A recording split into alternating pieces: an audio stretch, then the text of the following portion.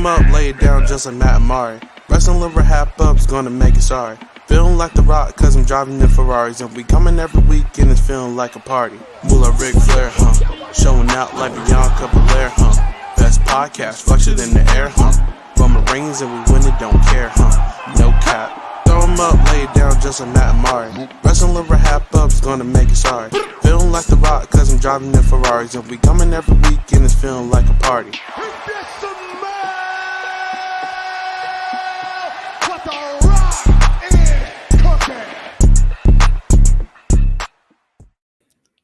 Hi, everyone. Welcome back to the Wrestling RHAPup podcast. I'm your host, Mari Forth, and with me, as always, my co-host, my tag team partner, the Red Velvet to my Kira Hogan, Mr. Matt Scott.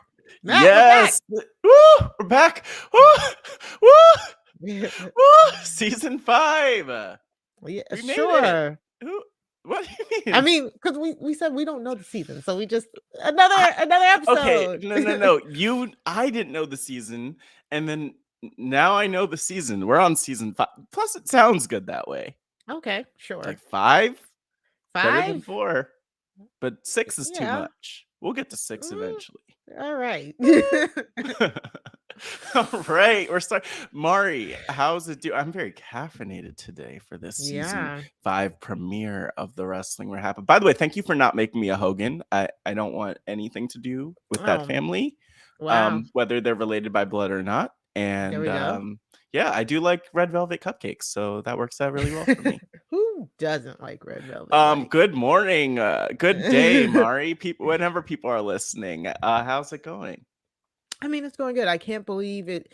It was such a long month and some change. And like, I've never felt like the same period of time feel like it was extremely long. And yet, when you look at the actual days, it's like it was basically nothing. It was about 4 weeks. I know. But it felt like a lot longer 4 or 5, than that. something like that. Yeah.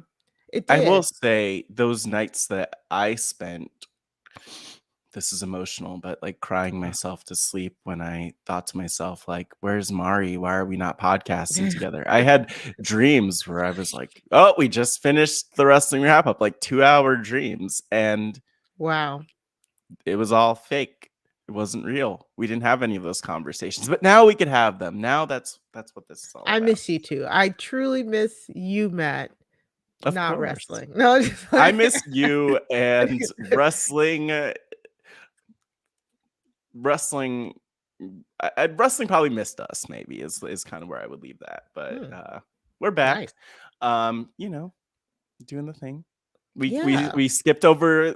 We dodged the releases, which was nice. No, I mean, we still gonna talk about them, but oh no. So I mean, we've been gone. So like we asked our of course our infamous Facebook group. Yeah. Job Has a Squadcast Facebook group, home of the RHAP patrons who love wrestling, or just RHAP community in general that loves wrestling. So if you want to get in and talk with us and all the other wrestling fans, you can let us know. Reach out to us. We'll get you into the Job Has a Squadcast Facebook group. But we asked them, so what did we miss, Matt? A lot. Yeah, there's a lot to catch up on. And it's interesting because obviously we just came off of WrestleMania Backlash, which that name will never stop annoying me. It pisses me off. Like literally the logo and branding of it is like, so wait, annoying. This is WrestleMania. So annoying. Oh wait, no. This is the Raw after. No, this is a completely different pay-per-view with the same name as 2 different pay-per-view. Well, I guess Backlash is gone, but it's a lot. It's a lot. Yes, so we'll talk about it. basically that was basically a glorified house show. So let's get into it. We're going to Ooh. talk about the highlights of the month, question mark. If you want to follow Pretty along, we much, have yeah. we have a handy highlights playlist that's included in the description of not only the podcast but the YouTube page. So just click the description below. Hopefully you're watching us on YouTube at Yep. RHAPup.com/YouTube. I mean, Rob YouTube. It's guys. Rob has a website.com/YouTube, or you go on Yes. YouTube, search Rob has a Yes. podcast, or you might already be subscribed. If you're not subscribed, hit that What are you subscribe doing? button and hit that little notification bell, because Thank what are you you. doing if you're not subscribed for all of the content on Rob has a podcast? Look at that. Thank you, Matt, because the plugs are not plugging for me today. The plugs are plugged up. So And that's what coming back from a break is. So let's talk about WrestleMania Backlash, which just technically happened last Sunday, even though again it feels like it was a millennia ago. I mean, a week is a long time these days. Come on. Truly. Ooh. Truly. When I say it really felt like a house show, like I don't even like it's Well, kind of yeah. weird because they went from doing their like really big events on like Saturdays, those last few pay-per-views were like on Saturdays, and they felt like must watch, and WrestleMania Backlash really felt like it's very Oh my God. skippable.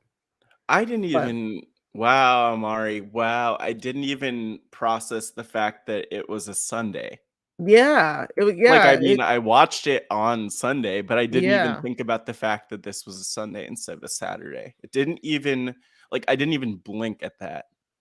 That's Yeah. weird. Yes, and it was in Providence, Rhode Island. Shout out to some of the listeners who were able to go. They sent us Yeah. amazing pics Mhm. of their seats and stuff like that. So shout out to you guys. We love it when you share your pictures with us. And And it looked like everybody got yeah. great seats. Yeah, I know. I was like, what is everyone in, like, I don't even know whose family you'd be in if you're, but like, is everyone in the family like just getting the comp seats up close and Man, personal? I mean, I'm and I'll telling you, just y'all rich. look, rich, and you know what? We love it because you're listeners here. Give us your money, or become an Yeah. RHAP patron. Speaking of rich, but anyway, one thing I would say is that it's cool too because we get all these moments where listeners are like, "Hey, I got back into wrestling because of you, or got interested because of you, and now I'm going to shows." So hopefully the shows aren't disappointing, but it happens, and we're not responsible for that.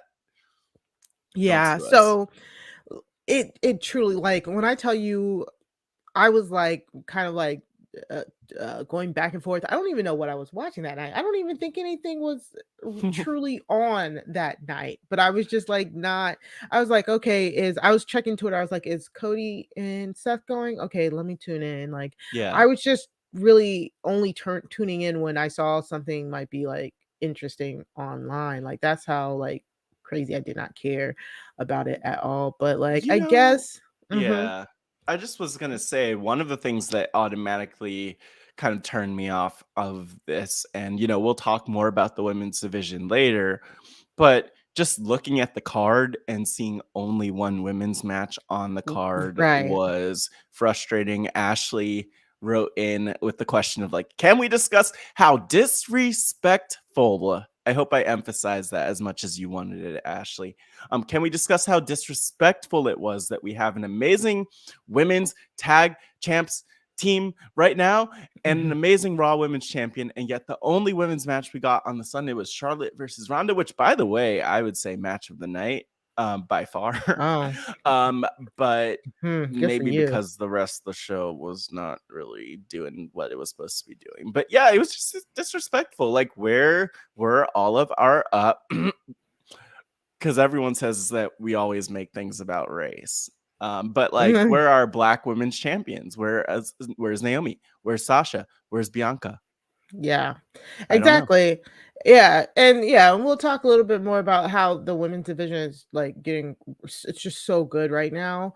Minus, some of the one of the top titles, but like, yeah, it just didn't make sense. Like the card itself, again, when I tell you it had there were only 6 matches, on it. Like, Yeah. it truly, and a few of them, let's see, 1, Ooh, 2, counting. 2. 3, 4 of them Ooh, were, of course, WrestleMania. That's the whole point of WrestleMania Backlash, is just basically always run it back. run it back from WrestleMania. And then they made we thought we were gonna get the Usos versus RK Bro in the unification match, but then they turned it into like the 6-man tag A match, house show which main event, basically. exactly for like no stakes. I was like, you just Literally. took the stakes out of everything. Like, none of the titles are on the line, so I truly don't care. I mean, it's a serviceable 6-man tag match, but it was just kind of like, okay, Yeah. Well, but that's always the thing for me, and that I always come back to, because obviously it's pro wrestling, and we suspend disbelief along the way in a lot of ways as we follow the stories. And obviously, Mari, we know what wrestling is, like, it's predetermined and all the things, but like, you need stakes, you need reasons for characters to be motivated to do things. And if they're just fighting for no reason and you can't wrap your head around that, then like, how do you get invested? So yeah, it's tough. It's tough to see when people, because they have writing teams. They have writing Mm, teams. You would assume, unless they're gone and we just never heard about it, but no, they have writing teams. More on they're that still later. there. You confirm that the writing team is okay. They're still there. Got it. Yeah. They opened with Cody and Seth Rollins, so that was just kind of like, y'all, that's kind of the one match I truly was looking forward to. So, Well, thanks. but don't you appreciate? Yeah, exactly. Right. Like, let's just get the big business out of the way. Maybe they Yeah. should have ended the show with like a Happy Corbin, Madcap Moss, or Oh, something like that's that. horrendously no, I horrendously mean, no. But I'm just saying, like, always put the thing that we care about least at the end, so that we don't have to stay until the end. that's not how that works. They I wish it no, did. I know, right? Yeah. But yeah, so one of the first things we'll talk about. So, speaking of Cody Rhodes and Yeah. Seth Rollins, I thought their match was great. Did it top the WrestleMania one? I don't know. Only because I guess now going into WrestleMania, we Yeah. thought we might know who it was. Then it was who he was, and then our Mm-mm. expectations, of course, were like, we didn't know what to think, and then it was great. And Yeah. so here, I still think it was great, but I think since we had already seen them put on a great match, it was just like still great. And and I guess the biggest surprising thing was Cody still won again, because I'm pretty sure a lot of us probably expected for them to split 50-50, I because didn't even. WWE. I didn't though, Well, because WWE can, you know, they could do whatever they want, and yeah, they'd like to do whatever they want, right? right. But like, I wasn't surprised, because I mean, I guess there was The what build I up. heard from the fans, there was a lot of speculation. But in my mind, if the story ends up being, Cody, you weren't prepared to I wasn't prepared to face you at Mania. Now I'm Mhm. prepared and I could beat you. Like, that kind of takes a little bit away from Cody's Cody. steam as a Mhm. top star. And so I'm not surprised he got the win here, to be like, yeah, I'm Cody freaking Rhodes, and I'm legit, and I'm actually as good as I am. So it made sense. But I think for me, because of that, it was just like I didn't need it. But I mean, it's a story. They're continuing the story. I They are appreciate that. continuing it. Yeah, Yeah. really interesting. So Cody is getting like really pushed. Like, they're putting him everywhere. So I mean, you know, we're not jinxing it, hopefully, but so far, I mean, the jump is looking great. He's. Yeah. I mean, I swear It every day better it's a be. different. The reporters are following him. He's at house shows kissing babies. Basically, I only bring that up because Yeah. we got a question from Edmo. Emo! They said, "What do you think of the alleged tease for the Money in the Bank winner main eventing WrestleMania?" So there was a Money in the Bank like a hype promo, because Money in the Bank is in July, I believe. Sure. Yeah, it is. It's in July, after Hell in the Cell. Hell in the Cell Yeah. is, yeah, I think Money in June? the It's Hell in funny a because they Cell is in. flip-flopped. They did Yeah, some weird stuff they last year did. and the year before probably Shoot. too. Yeah, so Hell in a Cell is June 5th, I think, and then Damn, I don't know. that's To soon. that That's soon. Maybe I'm wrong. But anyways, I don't they're know. they're coming up really close together. And so in the Money in the Bank promo, Cody Rhodes is talking and he says where one female male superstar and female superstar win the Money in the Bank and main event WrestleMania, and everybody's like, What? oh, who, What are you what? saying? What? Cody, I know Um, you just got back, but that's not that's not how it works. exactly how it works. Exactly. Wouldn't it be funny? I don't know. We'll see. We'll see what happens. But It was like, was that like a so people were like, was that a spoiler or like what is happening? Because it just truly doesn't no. make sense when the Royal Rumble is like right there. Like But that's it's the also whole not promise. it's not a spoiler in the sense that we know how they changed their plans. So even if it was a Right. spoiler, it's not going to be a It spoiler. it just doesn't truly make sense. Maybe if we're thinking like 5 steps ahead, it's like the Money in the Bank winner can main event WrestleMania if they cash in and win and then go on as champion to main event WrestleMania. Everyone's You know what I'm freaking on saying? the main event now, though. Like Yeah, that's the whole Vince that's true. McMahon thing. Oh, everything's the main event, and which like obviously it's not.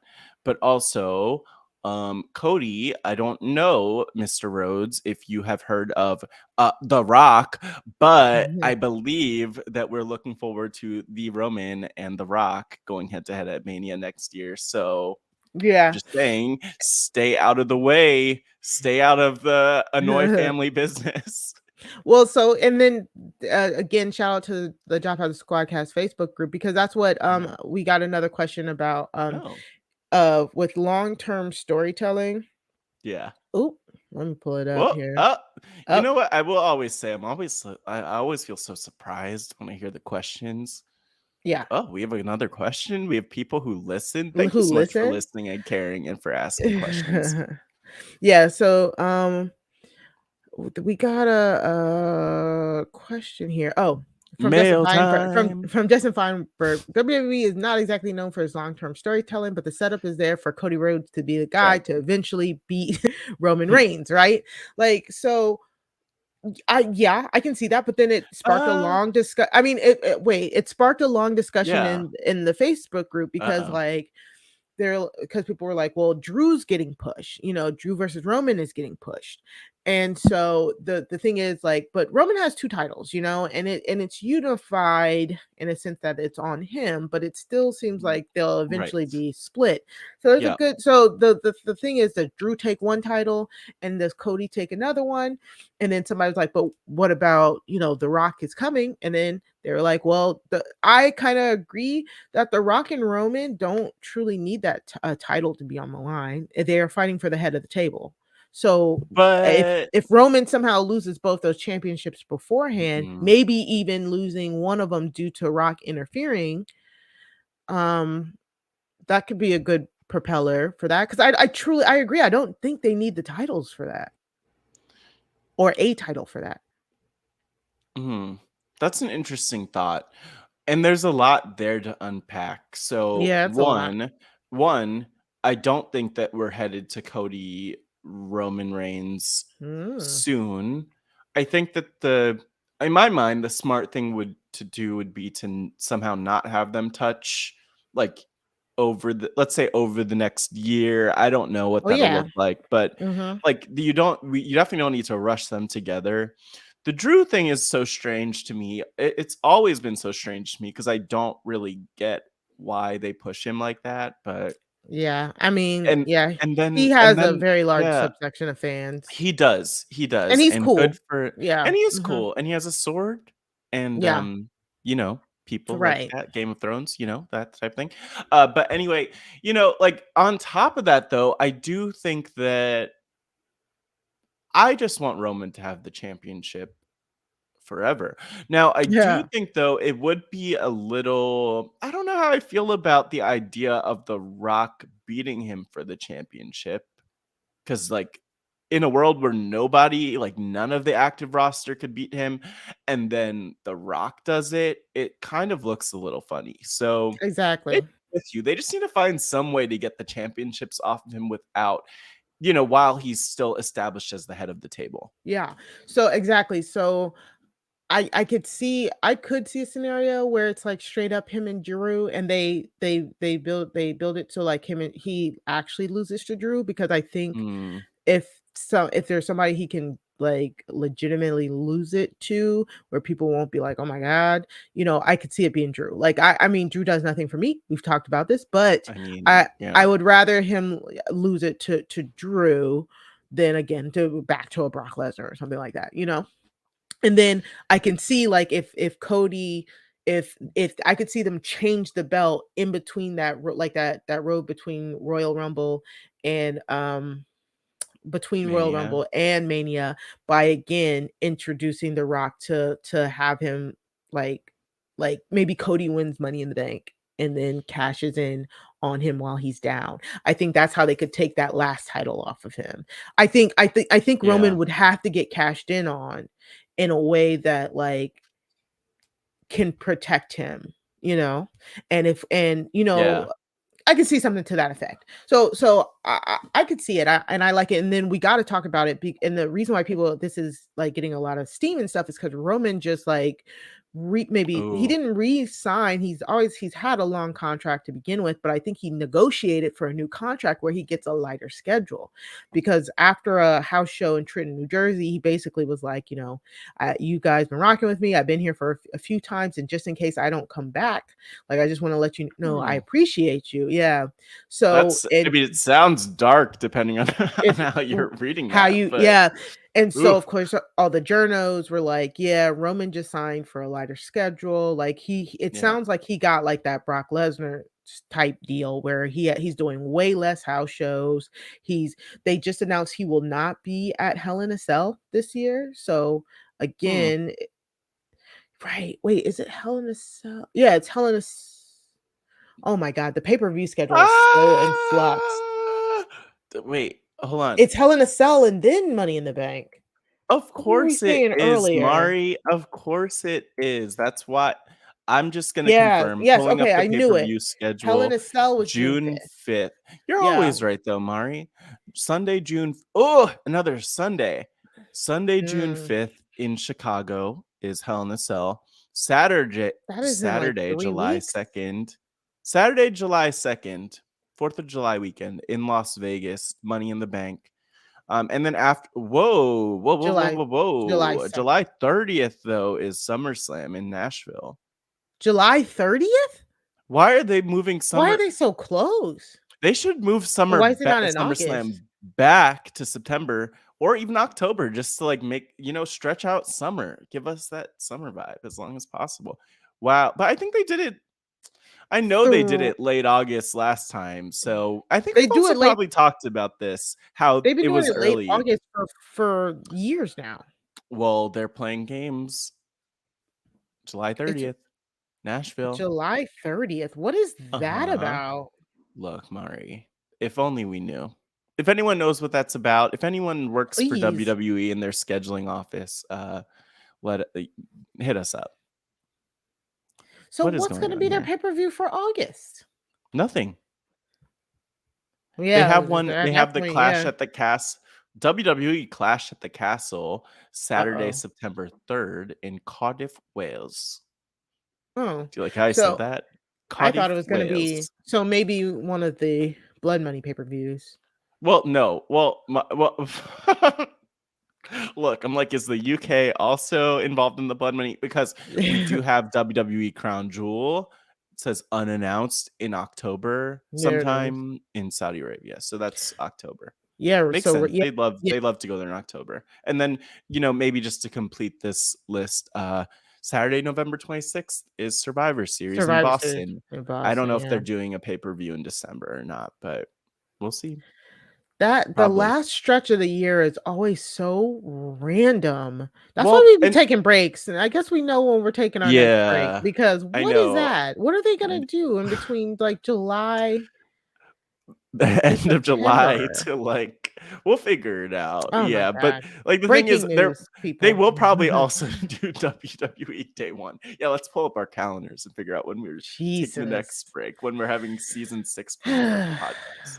God.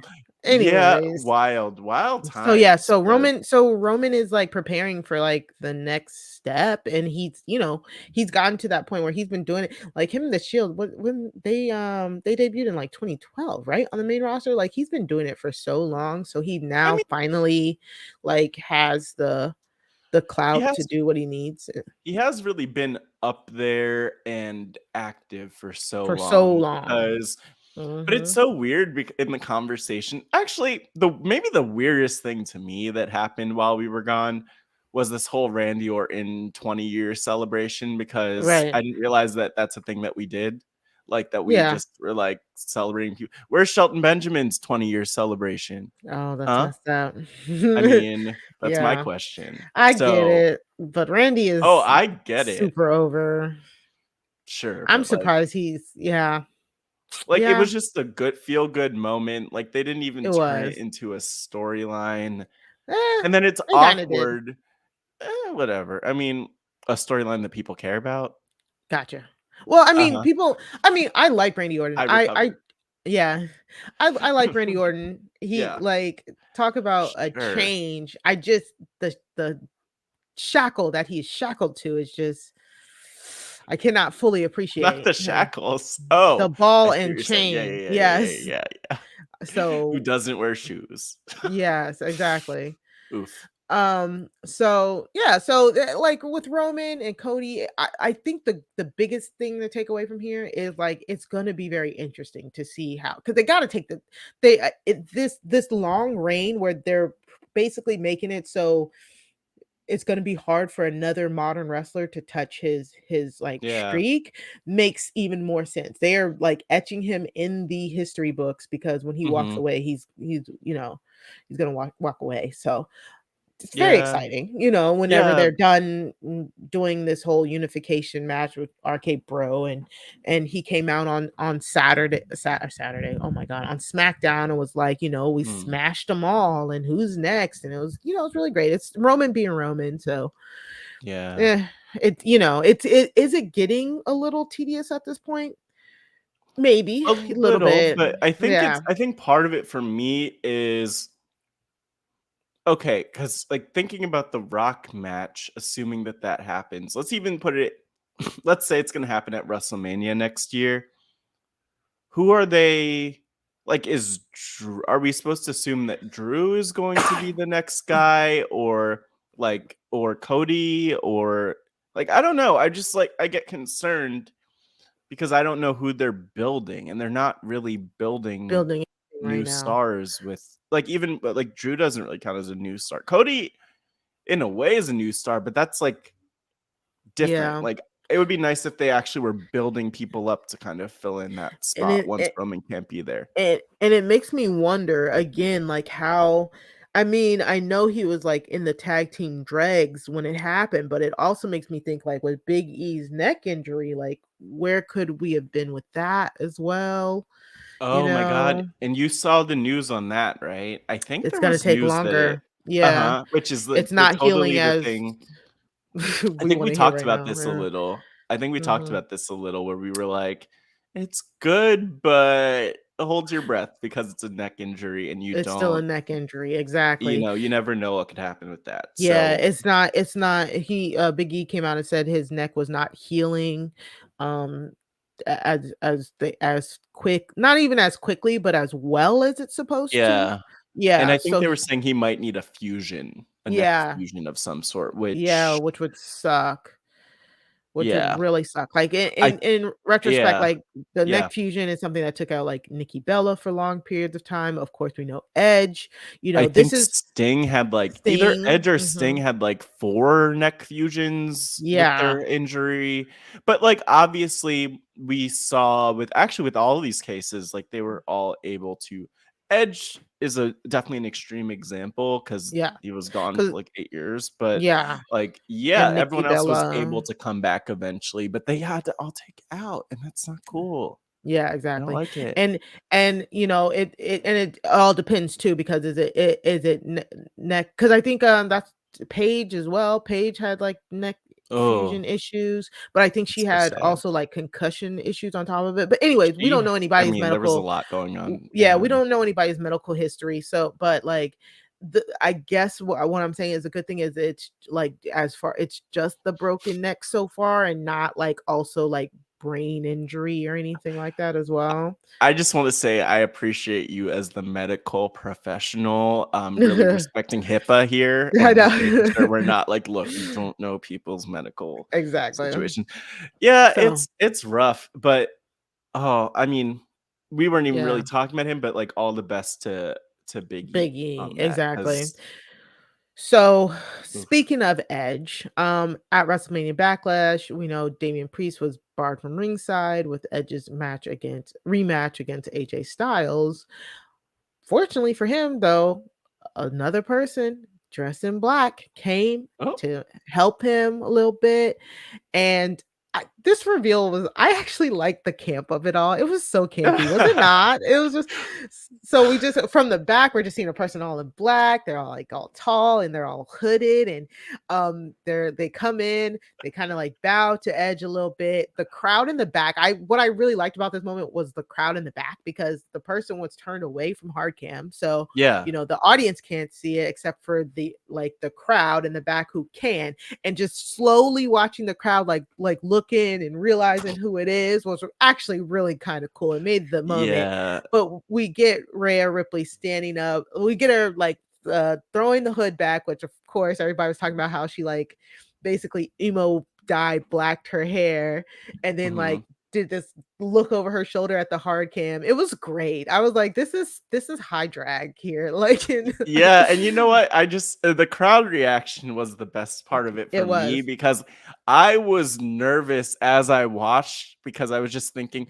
"Oh, they're gonna start chanting Rhea, Rhea, Rhea," Mhm. like the A spoilers spoiler, and yeah. everything else. And then, I'm looking at this masked figure and I'm like, "Okay, that's definitely Rhea Ripley." I don't know if those were her. I can't remember if those were like her normal pants, but I Mhm. was like, "Oh, that is definitely Rhea Ripley." Well, I mean, yes, but I also mean, I the think shoulders, her stature really yes. lends well to the mystery, because she And they did that kind is of a say, yeah, mhm. commentary was like, I don't know if they directly said, "Who is this Who man?" But they but they definitely, were yes, giving that energy. They were they were giving that energy. giving exactly, and so it all really really worked. And I mean, we've been saying it. People have been wanting it. With like, have Rhea join Edge, and so we get the kind of the celebration the next day, the Mhm. Judgment Day. Edge is like on one, like he is truly on it. Like Ugh,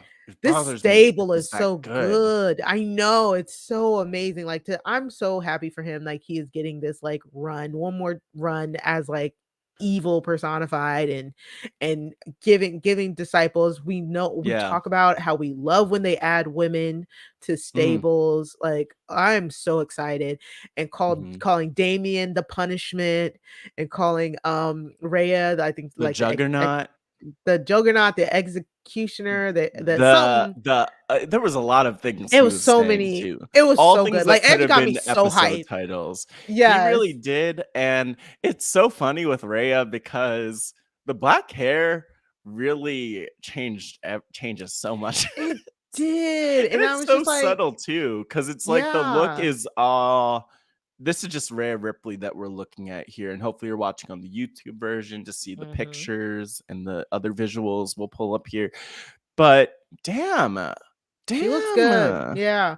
And I'm so glad. Like, again, I'm so happy for her, because like she's always had it. And like I said, I never really enjoyed her in NXT, because of the presentation they had her in NXT. And then when she got moved up to the main roster, I was just like, man, they just keep like handing her L's. She kept taking these Charlotte Mhm. L's. I'm glad. The hair is, it's kind of crazy that she needs to go back and get it like professionally done. You But know, wait, I what mean, are you like, it's crazy in a sense, like, you can tell it's like it looks like a box dye to me. You know what I'm saying? Like, Okay, but not in a bad but way. Not in a bad way. well, It fits no. the persona. But I'm just saying, like, Exactly. She doesn't go to yeah, a salon. She just dyes exactly. her hair in like a In rest a stop tub, in a bathroom. basin. Yes, exactly. Yeah. But I love that it's like she's no longer, they cut her hair to begin with so she would stop getting those Charlotte comparisons. And Mm, so I this is what she needed. She's now like full on heel. She has Edge talking that yeah. talk for her, Mhm. and then they're also like a faction where it's like not necessarily is the goal titles. It's just kind of like to hurt people, which is like love it. Judgment. Yes, judgment, exactly. Ugh. So and Bianca, oh my god, Bianca, I I I ran I those was words like, "Who?" together. I ran those words together. Bianca needs a strong like heel to come up against, and it can, down the line it could be Rhea. Like we don't even need to rush her going up against Rhea now.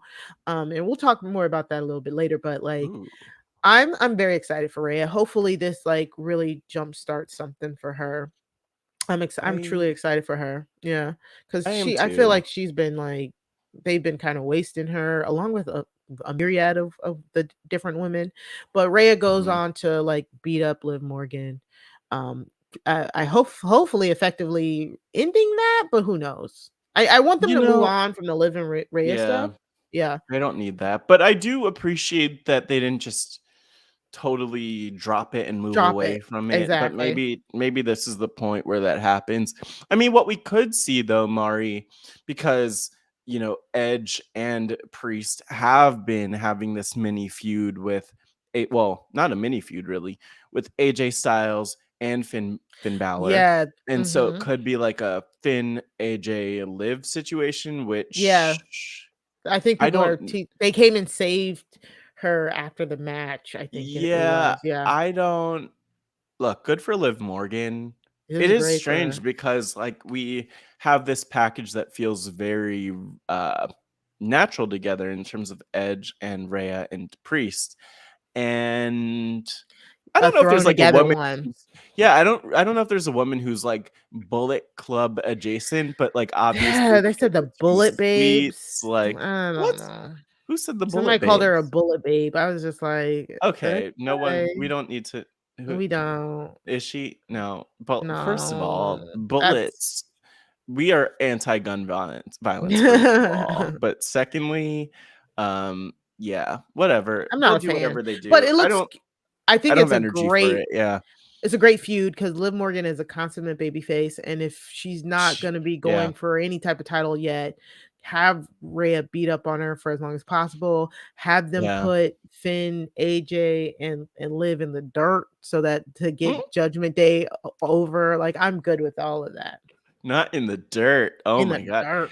But you know what? I do love this for Rhea, especially being next to with Edge, because that's just a great. You're sitting under Edge's learning tree. I mean, the same for Exactly. Priest, but and then from Liv's perspective, if we do get to see her with AJ and Finn a good amount, then she's also under that learning tree. So maybe we'll Mhm. see both of them grow in that way, being around these And veterans. Yeah, and and it's another storyline for women that doesn't include the title. Like that is exactly.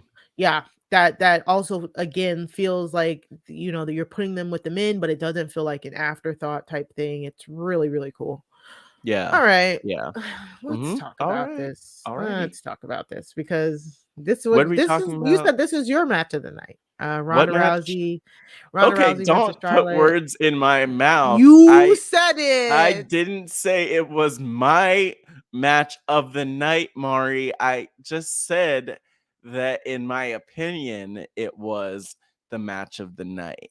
Now, it was not my match though. And you know what? We have to show the obligatory here's your bestie, Miss Yeah. Charlotte, in the peacock look, peacock purple. And it was the best Yeah. match of the night. I mean, what else would have been the best match of the night? I They mean, were kicking each other's asses. They were referencing different things. Like there was a yeah. reference to Charlotte what's her versus fish, Sasha. Sasha, Uh-huh. and so this was really well done. I feel like Charlotte said, "Okay, I'm not going to be around after this match, so let me actually put some Mhm. effort in." and it showed. Yeah. This was the best performance for Ronda in any sense in my mind since she's returned, which is not saying a lot, but it was like it would be a great on a house show. I've said it time and time again. Please. I've seen this live. I've seen them use weapons live. I was there at that Survivor Series where they did that live. But if you need to rely on weapons and like all of that to like get a story over, you're just not good at your job. I'm sorry, I don't care. I mean, I agree. Yeah, hitting people with kendo sticks. Like we could go and hit each other with kendo sticks right now, and not. We would do such a good job too. I don't know. I'm just not impressed. I get it. Because I guess it's to me, it's the violence is what's drawing you. The violence is what's pulling you in. You know what I'm saying? And I don't know. It's like a little bit of a shock factor too, because you like even with the kendo stick, you're seeing it and you're like, ooh, Charlotte's gonna have some legit bruises after that, or you're like, ooh, the sound of the kendo stick, because that's really what kendo sticks are. It's just the sound is like the key thing that's the key benefit to the kendo stick. Yeah, or else we're gonna go with like a steel chair set situation. So, I'm with you. Well, I mean, I'll also say, like, this match gave me the energy of Ronda before her break, where they did a really good job of like scripting out her matches and putting them together, where I was like excited during her first run every match she had, because I'm like, how is she on her third match? And she was doing stuff that it was surreal at the time, because you're like, what? Ronda Rousey is a wrestler? Like, she knows how to do things in the ring? That's wild.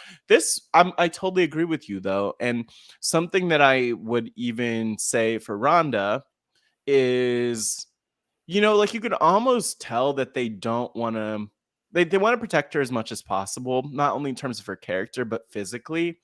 There was the match, and I'm sure that, not to jump ahead, but like there was the match on SmackDown this past week where it was Ronda and special open challenge Raquel Rodriguez, and maybe Ronda took 1 or 2 bumps, like maybe 2 or 3 bumps, but it was not a lot of like actual like flat back bumps that she took in the match.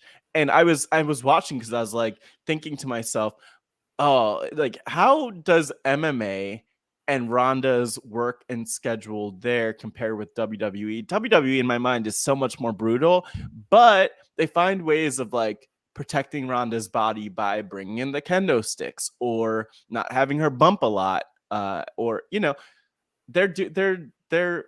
interesting. It's just very interesting to watch her, for me. Yeah, I mean, for me, what I don't like about it is because talking.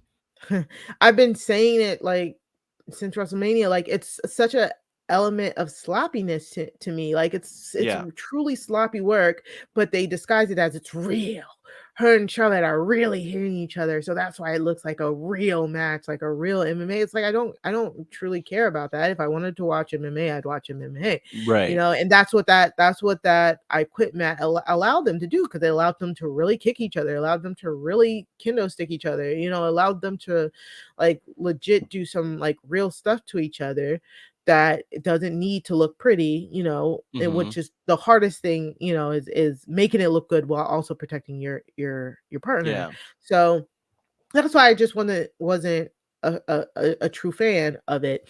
But and speaking in which, like you brought up the Raquel Rodriguez match, the funny thing is I actually preferred that match. I watched that match. I was like, this match is not for me, for several reasons. But I watched it, like, for the I just don't like either one of them. But you don't like Raquel Rodriguez or Ronda? Yeah, they are not my 2 favorite women. I know. Yeah, no, it's well, I mean, yeah, but let me keep going, because I want to come back to Raquel, actually. Yeah, because I actually thought the match was really good, because like you said, Ronda, you said she didn't take any bumps. She took a few bumps, but A few. like most of the time she was, she was getting worked. That whole match, she was getting Yeah. worked. Like Raquel Yeah. was working her, and they did a really good job of Raquel would bring her up, about to slam her. Ronda counters. Like that was like a Exactly. good. That was a lot of portion of the match, and I thought that it looked really well with Ronda working with a base who bases, like a base who's really there to kind of like try and throw you around and make it look like they're ragdolling you, because Charlotte doesn't truly kind of work like that, and some of my favorite Ronda matches have always been against Nia Jax. I think her and Nia had the Oh, best damn, yeah. matches. Yeah. And I think a lot of it was just the whole dynamic of, the big versus the small, and just having a good base. So I actually preferred Ronda versus Raquel over the Charlotte, and her getting the roll up and all that. So Yeah. like I like as I much as see what you're those two saying. women, as much as those two women do nothing for me, I actually thought that was a solid match. Like, Well, maybe though, if you just randomly gave us Raquel and Ronda for 15 minutes and you're getting like exactly what you're talking about, that size dynamic and everything, and them working like that, like that could be actually a really great match for both of them. Heck, like, yeah. I mean, and then I see what you're saying, because I was about to say, heck, throw in the kendo sticks and everything else, but that also kind of takes away from that Takes away dynamic, from and it. it takes away from the classic story, the size story, because it ends up being an equalizer too. I mean, just on the note of Raquel Rodriguez, by the way, I don't like maybe I'm a hater, but she smiles too much is my thing. And she's talked about this in interviews, Raquel has, about how she's like, I'm just so happy and I love to be here, and like I just want to show it. And I guess Vince McMahon apparently said, Raquel, go out there and smile, right? Which is like infuriating as it is, but I mean, it just feels forced. Like, you don't need to be Babyface that 101. happy. I mean, it's You don't need to Babyface smile. 101. Yeah, it is Exactly. Babyface 101, Which but is it's the just like worst. Yeah. Like too it's much. The Rock Too much. smiling as Yeah. Rocky Maivia. Like, it's too much. Like, sometimes you don't do that, but if you have no character, Yeah. that's what happens. Because it's like, what's the secret that you have? Like, Mari, what's Raquel's secret? Like, if you really look in her eyes at her smile, like, why is she so happy? Let's move along. So I'm just like, what is going on? Ronda's the new SmackDown champion. She beat Charlotte for the I Quit match because she kayfabe broke Charlotte's arm, and then it was announced, that Charlotte will be out of action indefinitely, which of course she will be, because that's all Charlotte does. If she doesn't have the title, she's off somewhere and then comes back and gets the title or whatever. But anyways, mostly because I said all that sounded like a hater, but congratulations, because it's her and Andrade are going to get married this summer, and then they're going to take time off together. So that's basically why they're doing this. So Charlotte's clip this and gone. send it to her. Yeah, Charlotte's gone, which okay. Ronda's having open challenges that include Raquel Gonzalez. Apparently, Shotzi and Aaliyah might be fighting for the next one, something to that effect. So the moral of the story are, my girls are safe. My girls are far away from Ronda, and I am ecstatic about that. Like, I could not be more happy. Keep them as far away from her as possible. So wow. Well, I'm good. I'm happy for now, but you never know about, like, it doesn't matter your girl. until that Okay, happens. yes, Bianca is the other champion. she's fine. Yeah, they're fine. Bianca, Yes, Sasha, Naomi, and all Naomi good. are, yes, they are great. The Now we don't know where only one I'm Bailey worried about. is. Yes, exactly. I'm so scared for mommy. I'm so scared for Bailey. But then again, no, you don't have to be scared for don't come her, back. because at the end of the day, if Bailey comes back and has a feud with Ronda, it's gonna be great because it's Bailey. Now, now the Bailey side of it will be great. Bailey will come out looking great. She could literally get beaten time and time and time again by Ronda and still do it in a way that makes her look really good and gets her over, especially as that heel ding dong hello character. So I'm not worried, but we do need Bay back in Yes, we our do. on our On our screens. lives. She I was really hoping needs it was to gonna stop playing games because please. I feel like there are lots of things where they're like, "Wait, Bailey, you're healthy? You're healthy now? Okay, so could you be in the ring?" I And then know. she was at like the Please. Kids' Choice Awards in the background She one was time. there. She was at the TV last I night, just don't apparently. appreciate she's making me angry by I staying away know. for so long. I know. And my biggest thing about Bailey coming back is Mhm. like it's hard because it's like I loved her heel character. So I want her to come back as the heel character, but also if she comes back, I'm cheering for her. So it's like really hard.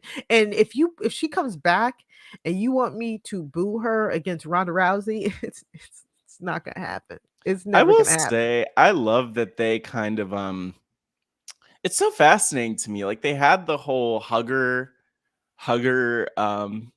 gimmick, which, by the way, great shirt, great hugger shirt, iconic hugger shirt, back in the day. They had that, and then they just moved away from it, and it was totally okay because, again, Bailey knows what she's doing.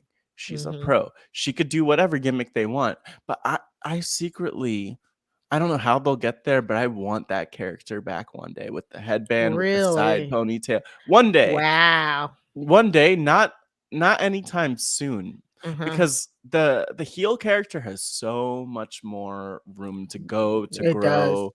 'Cause she can still be a heelish character and be a face in the character, in the role model character. But I feel like people forget about how, like, when Bailey was in NXT, they were comparing her to John John Cena. Cena. And, like, Yeah. that's legit, but, like, the thing is she didn't have to stay a baby face, and that's why Bailey is not even well, low-key, but not even low-key, better than John Cena. Yeah. Yeah, Somebody, so I just want her Photoshop back. a graphic of that. Yeah, I don't know. I just want her I want back her so back badly. too. That would make But me I really want her happy, far away from actually. Ronda. So it's such a catch-22. I mean, yeah, we'll see what they Well, do, yeah. but I think we'll be happy either way whenever she's back. Yeah, so other Come back, Bailey. storylines, of course, that we'll get into probably later on, as we go on. This is we can't talk about it all on our first show back, but Mustafa Oh. Ali is back. I mean, I'm happy to see Mustafa on my screen because we know I'm a Mustafa stan, but like I was waiting I'm for the but. very I'm wondering. I just want to know, is he okay with this? Like, is this oh look at me. I Is got he so okay excited. with this? I know I accidentally turned my camera off. Ah! Like he like yes, I want to know, is he okay with this? Is this his choice? Like, is he happy to be back? Right now, he's just coming out as Ooh. himself. I know you said you have a few issues with his presentation, Matt, maybe? Yeah. It's like it could be bigger and better. Well, you know what? No, but like Mari, I don't want to skip over what you're saying because that's part of it for me where I'm like, is he okay? Or Right, are they exactly. blackmailing him Right. into working here? But yeah, like he's had matches, which is great. I Mhm. just feel like there could be more of a story tied in there. And we have gotten like there was the Miz stuff, which is nice, but I don't know. You know what? Maybe what it is for me is that I just don't like people to be paired with the Miz because the Yeah. Miz is really good on the mic, which is Ugh. great. He's kind of Mhm. goofy, which is a little odd. And I don't know. I would just like to see a good story for Mustafa Ali.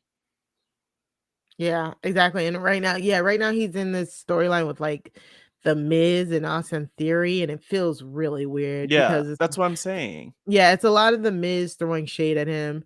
Um, and then he's it seems like, is he bringing it back, the light character? It's really hard to really understand. Um, so I don't know. I Yeah, don't it's like know. it could. Well, it's also strange because it really seemed like he would never be back on our TVs from what we've heard from credible sources. So I don't know. I just I would don't like know. an Yeah. explanation of him. I would like for him to tell us it's okay. Yeah, like, I'm on Twitter. Yeah, that's what I was Like just on. I blink was like, twice. yeah, right. Yeah, Morse code, are you good? Like, I'm Yeah, on because like his he hasn't. Twitter. Yeah, what's on his Twitter? Has he like said anything that's closing the loop on all Like, of the dragging he he was doing of WWE? It feels like no. But it feels It like feels so like he WWE stole his social media and is controlling it for him. no. It I actually is don't know. kind of funny because like Let me he pull it is up. currently in the US title picture. Mhm. He's on the periphery of it. Like we said, he's kind of Right. yeah, with Austin Theory and then like Tommaso Ciampa. So he's actually like doing funny skits on his Twitter, like he's known to do. He's using Twitter Mm. to promote himself. He's doing this promotion where this promo where he's like asking people around America if they think like Austin Theory is a good United States champion. And it's just him dressed as different people. It's like What do you mean by dressed as different people? like he's dressed like there's one where he's dressed like a construction worker with like clearly Mm. like a construction worker with like a mustache called Mitch Oh. Steele. He's dressed as an older woman called Harriet Matthews. He's like dressed Not as all Harriet. these people. Yeah.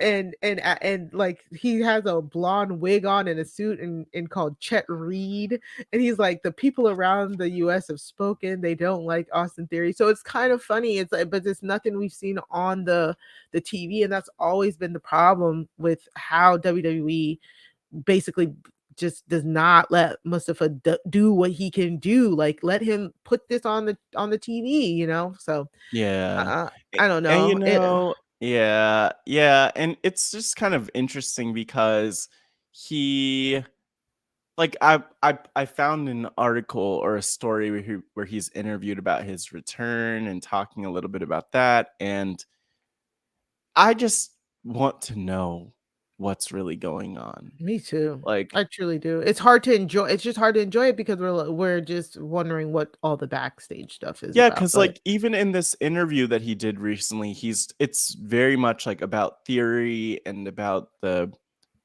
I don't know, it's maybe I'm not surprised that he's not talking about everything from the past several months, but yeah, it is kind of unsettling and sad too because he was so vocal and people were really there for him, like Free Ali, and he did not get freed, yeah. unfortunately.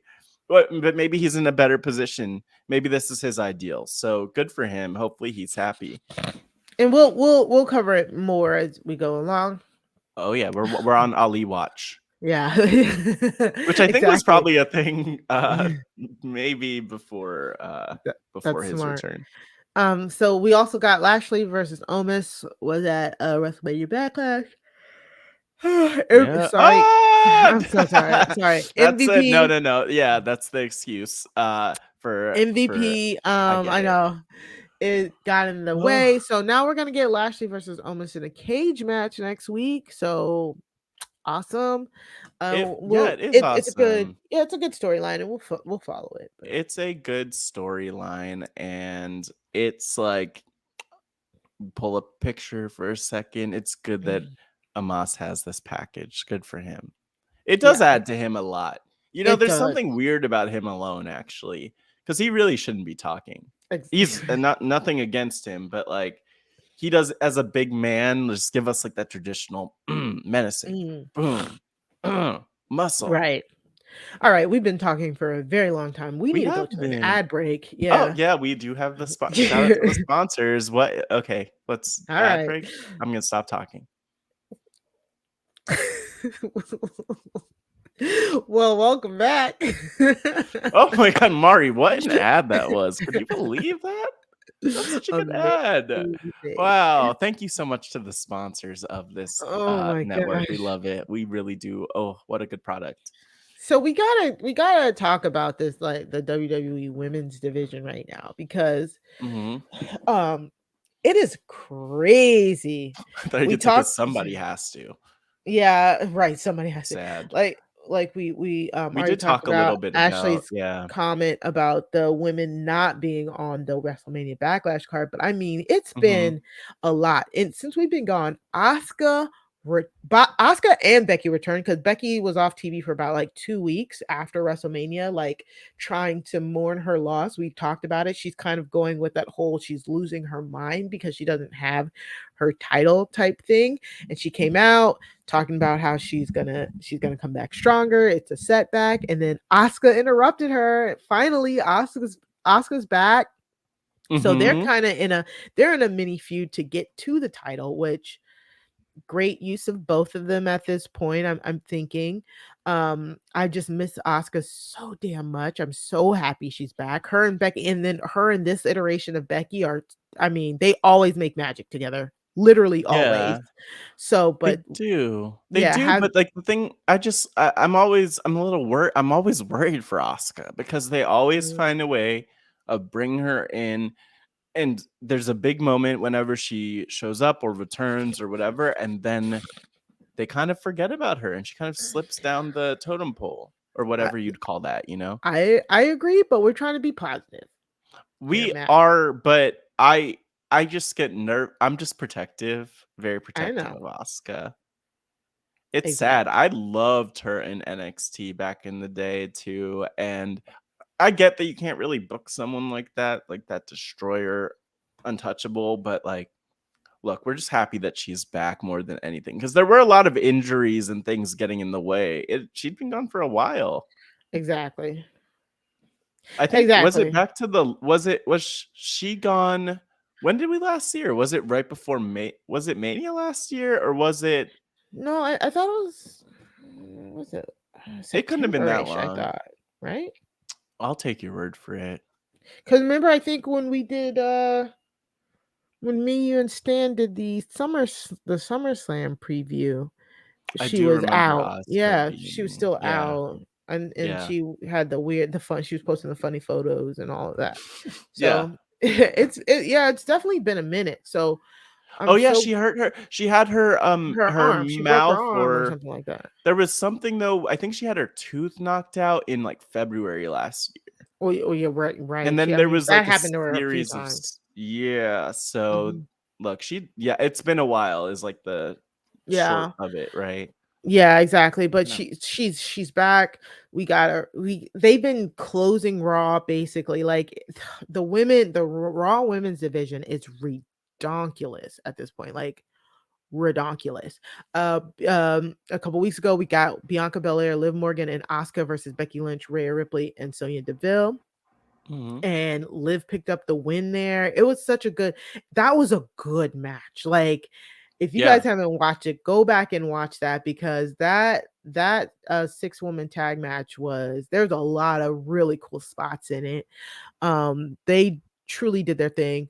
Bianca and Asuka main evented just this past week. I think it was. Yeah, it was main event. And I They're all mean, so good. so good, but of course Becky interrupted. So people For are like the kind of 10th time, by the way. I yeah. feel like Becky's thing it's like frustrating to think about because I know it's not just me. Becky's Mhm. been on commentary a lot. That's her thing. She She's has, amazing. yeah. Mhm. But because of that, we've seen a lot of moments where I feel like she's interrupted matches. Like Mhm. maybe at least 5 times she's done that. Probably matches involving Bianca for the most part. Yeah, It's a basically. little that to me, that one piece of it to me is a little stale. It's like, again, it's like, Mhm. where are the writers? Like, because these are like the most talented people, some of the most talented people you have in your roster, and you can't come up with something that's more inspired for them. Yeah. Yeah, exactly. I think they're kind of keeping Becky out of they're trying to slow roll it because when you have a Yeah. superstar of Becky's magnitude and she's not holding the title, this is a way Mhm. that you can get them involved without, you know, pushing for the title. So Yeah. But you know what? Let me give you something. Get Becky an Escalade and then have her run someone over. That could be a storyline. Like, Jesus, who man. I mean, it's like kayfabe, Mari, come on, and not shoot. But I'm just Mhm. saying, like, you know, like just anything different. Like you could twist it up so much, and That's the one disappointing part. But it's tough because I hate to be negative on it, but it's because I love them so much. And the women deserve better. They definitely deserve better. And we're in a phase where they're kind of like, the roster's still amazing, but the time that they're getting on pay-per-views, for example, is a little Yeah, on lower. pay-per-views is still The lower. storylines aren't the most inspired. Again, like maybe the most like the storyline they're putting the most energy to for the women is the Charlotte Ronda stuff, or was. So I don't know. I feel like I'm a little bit higher on it because like we had basically right after Bianca won, she went into like a short program with Sonya Deville, which was kind of funny because it was just like Sonya that Deville was just look fun. back with women. Like, Yeah, is that her gimmick now? Which is kind of funny. Like, and but it's like I don't low mean key, it. like Yeah, exactly. It's like, and I don't mean it like I'm just being facetious, but like, but it's yeah, a funny it's gimmick, kind of by the way. hilarious. It It is, is. yeah. And so I and love her. like I said, this Asuka Becky thing, Asuka Becky, and then maybe Bianca is getting rolled into it. A lot of people are kind of complaining that they don't like that Bianca's kind of being added to that, but it's like the two of them are vying for Bianca's, um, for her championship, and it kind of works if they're so busy button heads with each other that they Yeah. take their eyes off the prize of actually getting the title back, Yeah. and so and then like That's huge. It's yeah, huge though too that like literally just Bianca Belair, the EST of WWE, versus with the Empress of Tomorrow, Asuka, with Becky Lynch. Like that yeah, is huge, just even on that's paper. huge. Yes, Ooh. exactly. That's And a and that and is especially without Becky being the champion, because we had this long stretch where obviously after SummerSlam, Becky has the championship and she's just finding ways to cheat and to win and to keep it. mhm. So to see Bianca come out on top and find ways to prevail, or even to see Asuka Yeah. somehow come out with the championship here, like that would feel really good to me out of Mhm. this feud. But I'm pumped for whatever matches, like, because you're right, they have had some really solid matches so far, but Mhm. no surprise there. No They've been surprise there. really like rotating those women. It is like yeah, I like how I like what they're doing with the Raw women's division. Like, and then we also got Alexa Bliss just came out this past week. She came back to face Sonya Yeah. Deville, who got fired from an authority position. Oh, not So like fired. Sonya Deville about to get a whole bunch of comeuppance. And Alexa Bliss came out to her music was like it was like It was the creepy kind. It was creepy, but it was like normal too. it was like normal. Yeah, it wasn't like the truly creepy one. It was like the It was like, Titantron was creepy, but the yeah, music was normal.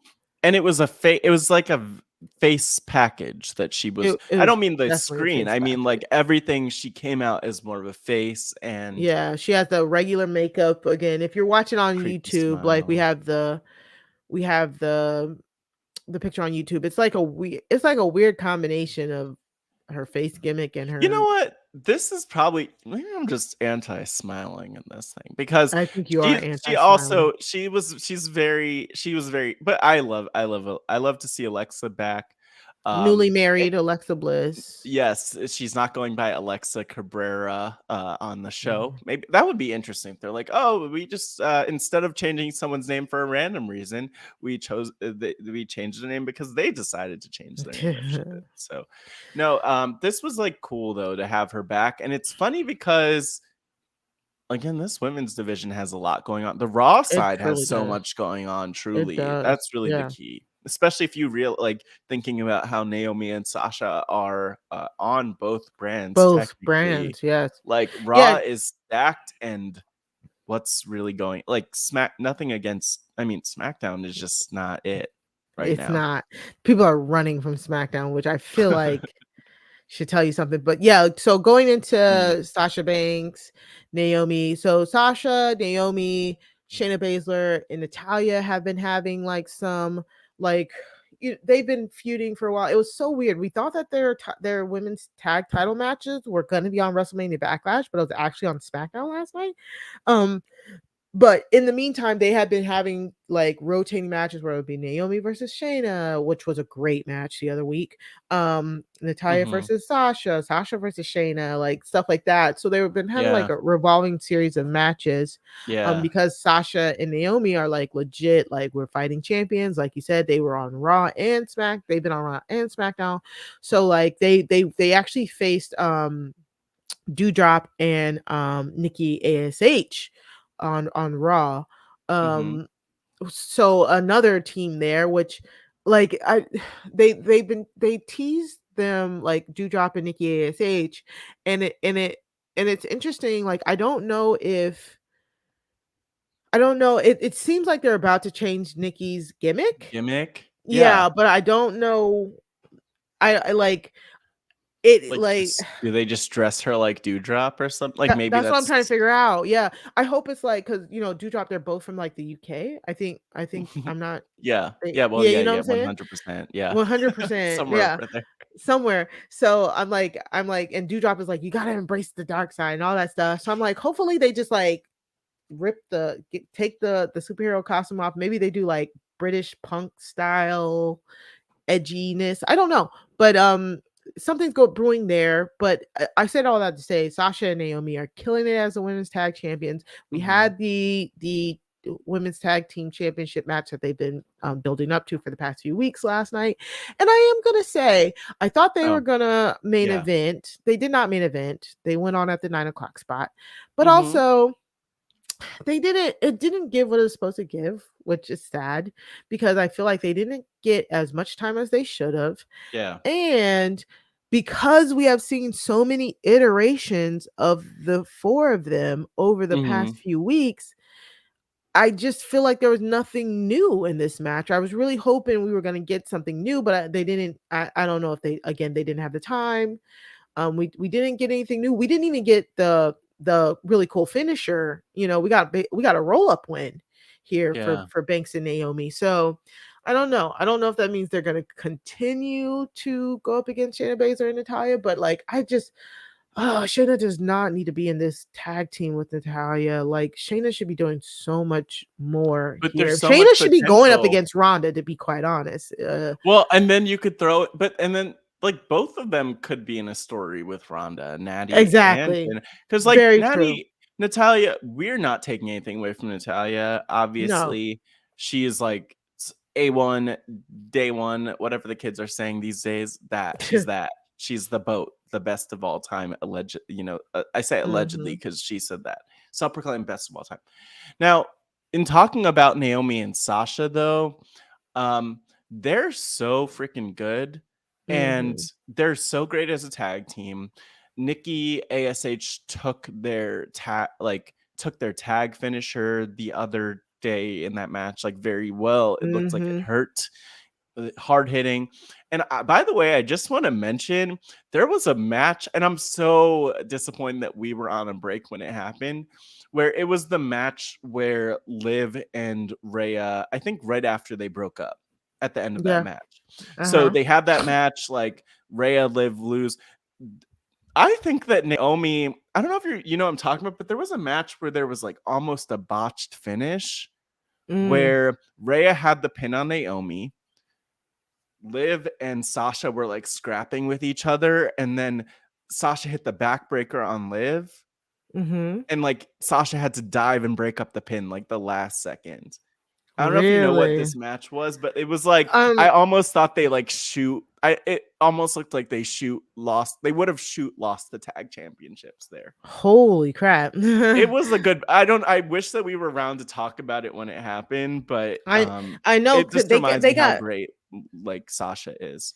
Because they got directly after WrestleMania, Liv and Rhea got two immediate matches, but the first match that they had was for the right to get the tag championships, and they lost. But they still got the Raw after Mania, right? Yeah, the Raw after Mania. And then they were supposed to have the match that next week, and then they were like, "Oh, joking, sorry, we're not going to give you this tag team match again this week. We're going to give you next." They just play so many games at WWE with the schedule. They almost don't want us to tune in. They want us to be confused about when it's happening. Yeah, no, if anything, Sasha is like the greatest, and Yeah. anytime there's a botch and you see what people do because of it, that's how you know that they're good. I Give her the Hall of really, Fame. of course, I think they're great champions, but like they need some really really credible. They need some challengers. Period. Like full stop. Credible challengers at that. Like I You don't know, know, though, man. I do appreciate like that they did choose to throw and Mari, I can confirm that Dewdrop and Nikki ASH are both Scottish. That's So what it was. I uh, knew. I was like, I wanted to say they were both from there, but I was like, no, let me just. do you want to know something wild? Dewdrop was born in 1991. Well, no, this isn't weird. Wild. She debuted in 2007, though. So she's like literally almost exactly a year older than me, and debuted when I was like a sophomore. She should have been studying the books, is what I'm saying. But she's been doing this for a long time. 15 years, 20. Damn, she's young too. Yeah. So we just gotta see what else. I want like a really meaty like storyline for Sasha and Naomi. They are going out here putting on these really good matches, and it's like just for the title, and it's like it's cool and all, like What that's cool story? and all, but I want a story. Man, I don't even know. Not anyone. I already gave Becky the run someone over with the car angle, so Yeah. maybe it's like maybe Naomi gets kidnapped, Oh my and then gosh, Sasha. that's We'll funny. work on it. We'll work on it later. Yeah, But we'll yeah, work it's on it. like literally like I'm joking, but also at the same time, it's like you could literally pull a storyline out of a hat and it would be more interesting than what they're doing with them now. And that is not a Exactly. reflection on the performers. Sadly, oh, it's sad. I just like with them and with Bianca too. I'm just like keep these championships on them until you figure something out and give them a good story. Exactly. Like if they lose those championships anytime soon, just like why did you even give them to them? Why did you even tease us like this? Yeah, Hopeful. I'm exactly. hopeful though. I'm hopeful. Oof. Yeah, exactly. And I mean, it's hard because even the regular tag teams don't get great storylines, No. not at all. But You know, it would it be has to be interesting something though. different than I Yeah. want your titles. It truly has to be. Like, Um, but yeah, it's tough. It's tough to see. I don't know what. For me, it's the thing with Sasha, especially, but because we know how, like, she's been vocal about not being utilized fully in the past about different things. And so you could almost imagine what might be going through her head. I mean, I'm sure that she loves being with Naomi, which is yeah, amazing. But like, definitely. man, if Sasha could talk. I mean, Sasha has talked. She said she loves it. So I think I see why she does, because they're doing great work. They're having fun. They just need something else. Like something needs to make it, like you said, something needs to make it personal or something. Like I don't know. They haven't done a good like jumping in the back type deal. Like I wouldn't mind like Oh some yeah, like. get jumped. Yeah, I wouldn't mind some like mystery challengers, like all covered up, beating them up Yeah. for like weeks on weeks on weeks. Like, who are these And people then that it's keep like beating us up? and then it's like the Iconics, Oh my returning or god, something like that'd that, be so like cool. anything, just get Yeah. any real team, but like that's exactly where my head is, Mari. And I Mhm. always just it bothers me that WWE has all of the resources in the world, and yet we don't get stuff like that. That would be the coolest thing. And it like I love a good mystery in wrestling. We love a Mhm. good mystery.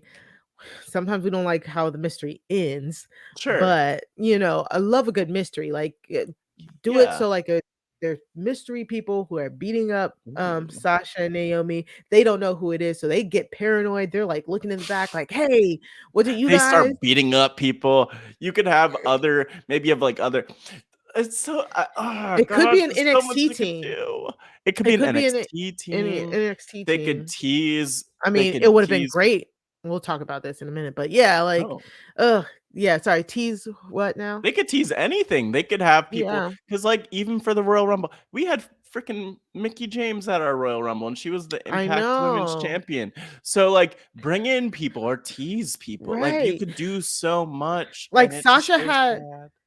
Sasha had that moment with Melina Yeah, in the Rumble that from what we heard was like not even, it was a botch botch. essentially. Yeah. Yeah, Have Melina grab a partner. I don't know. I can't think of grab anybody a right now. partner. Dosey Yeah. do. Oh my God. Sorry. Have her grab a partner. Mystery beating them up. Like do that. Like do it. Yeah, Like where's Trish and Lita? Bring back Trish and Lita to the there's besties so much. versus, there's so much you can freaking Yeah, do. Like there's so there's much they so could much. do. Or okay, we're talking about Bailey, right? Yeah. You said Ooh, have Naomi get ooh, kidnapped. ooh, ooh. Have Bailey kidnap Naomi Wait, that's great. and be like, oh my God, where's Naomi? I think you need a partner now, Sasha. Like, you know what I'm saying? There's so much they could Oh my do. It's so God. sad. I know it makes me sad too to think about all the ideas that we could just like spitball, Yeah. and they would work so well too. That's the thing. Like, we're not just making up, these are common sense ideas, but WWE also realizes that like they're the type of organization at times that's like, but we don't have to. And they take that like Mhm. they don't They have take that to, and they very realize seriously. that, Yeah. and so they Mhm. don't do anything. They do only the work that they need to do. They never go Exactly. above and beyond for us, and it's hurtful, but whatever. Yeah. We kind of Yeah. got to talk about Lacey Evans. We we Okay. we get Yeah, her. we She do need to talk about her. every I've been week ready. we're still Wait. getting these Wait, Mari, chapters. hold on. Hold on. Uh here it goes.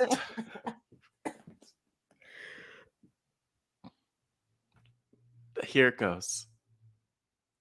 Here it goes. I think I just broke you, by the way.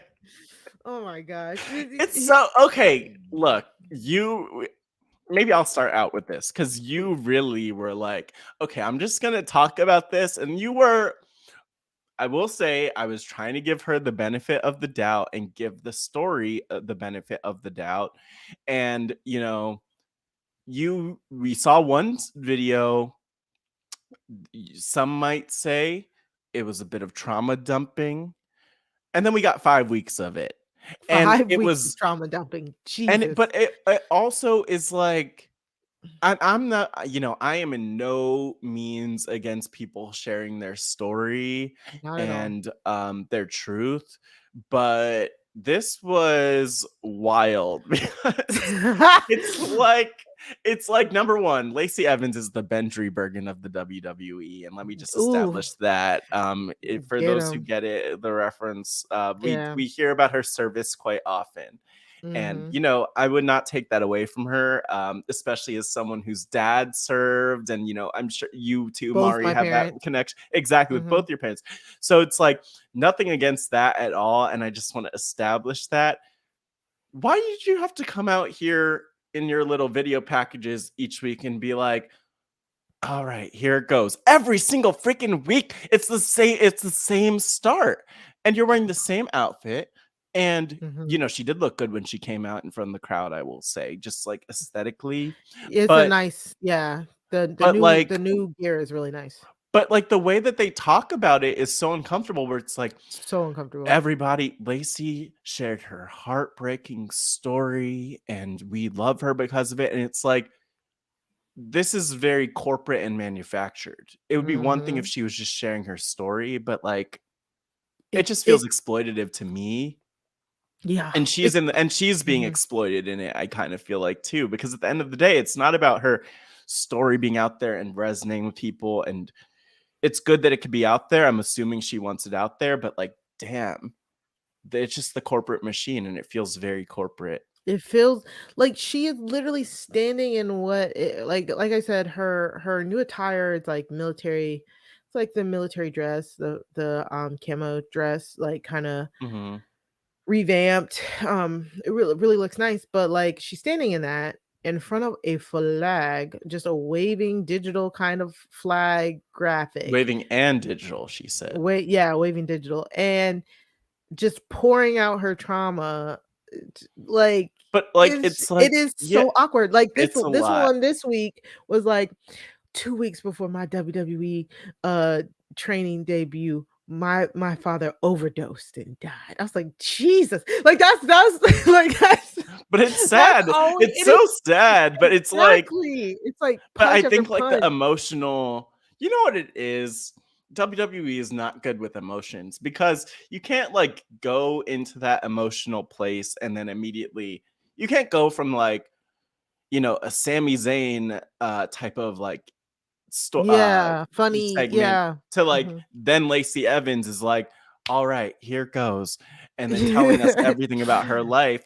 And then we go back to like, you know, the Madcap commentary team is Moss. like, Yeah. isn't she so brave? And then it's Madcap Moss and like it's sad too because like it is such a meaningful story at the and I think it kind of gets lost in the package and how they present it.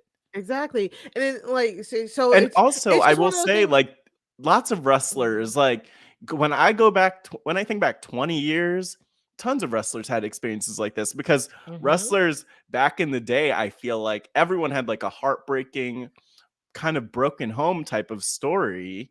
And now you have like, it's just a different generation. And, you know, drugs aren't as present with a lot of the people in wrestling now. A lot of them like to play video games instead of, you know, Yeah. all of the other, you know, other things that they used to do. So it's a different Yeah. time.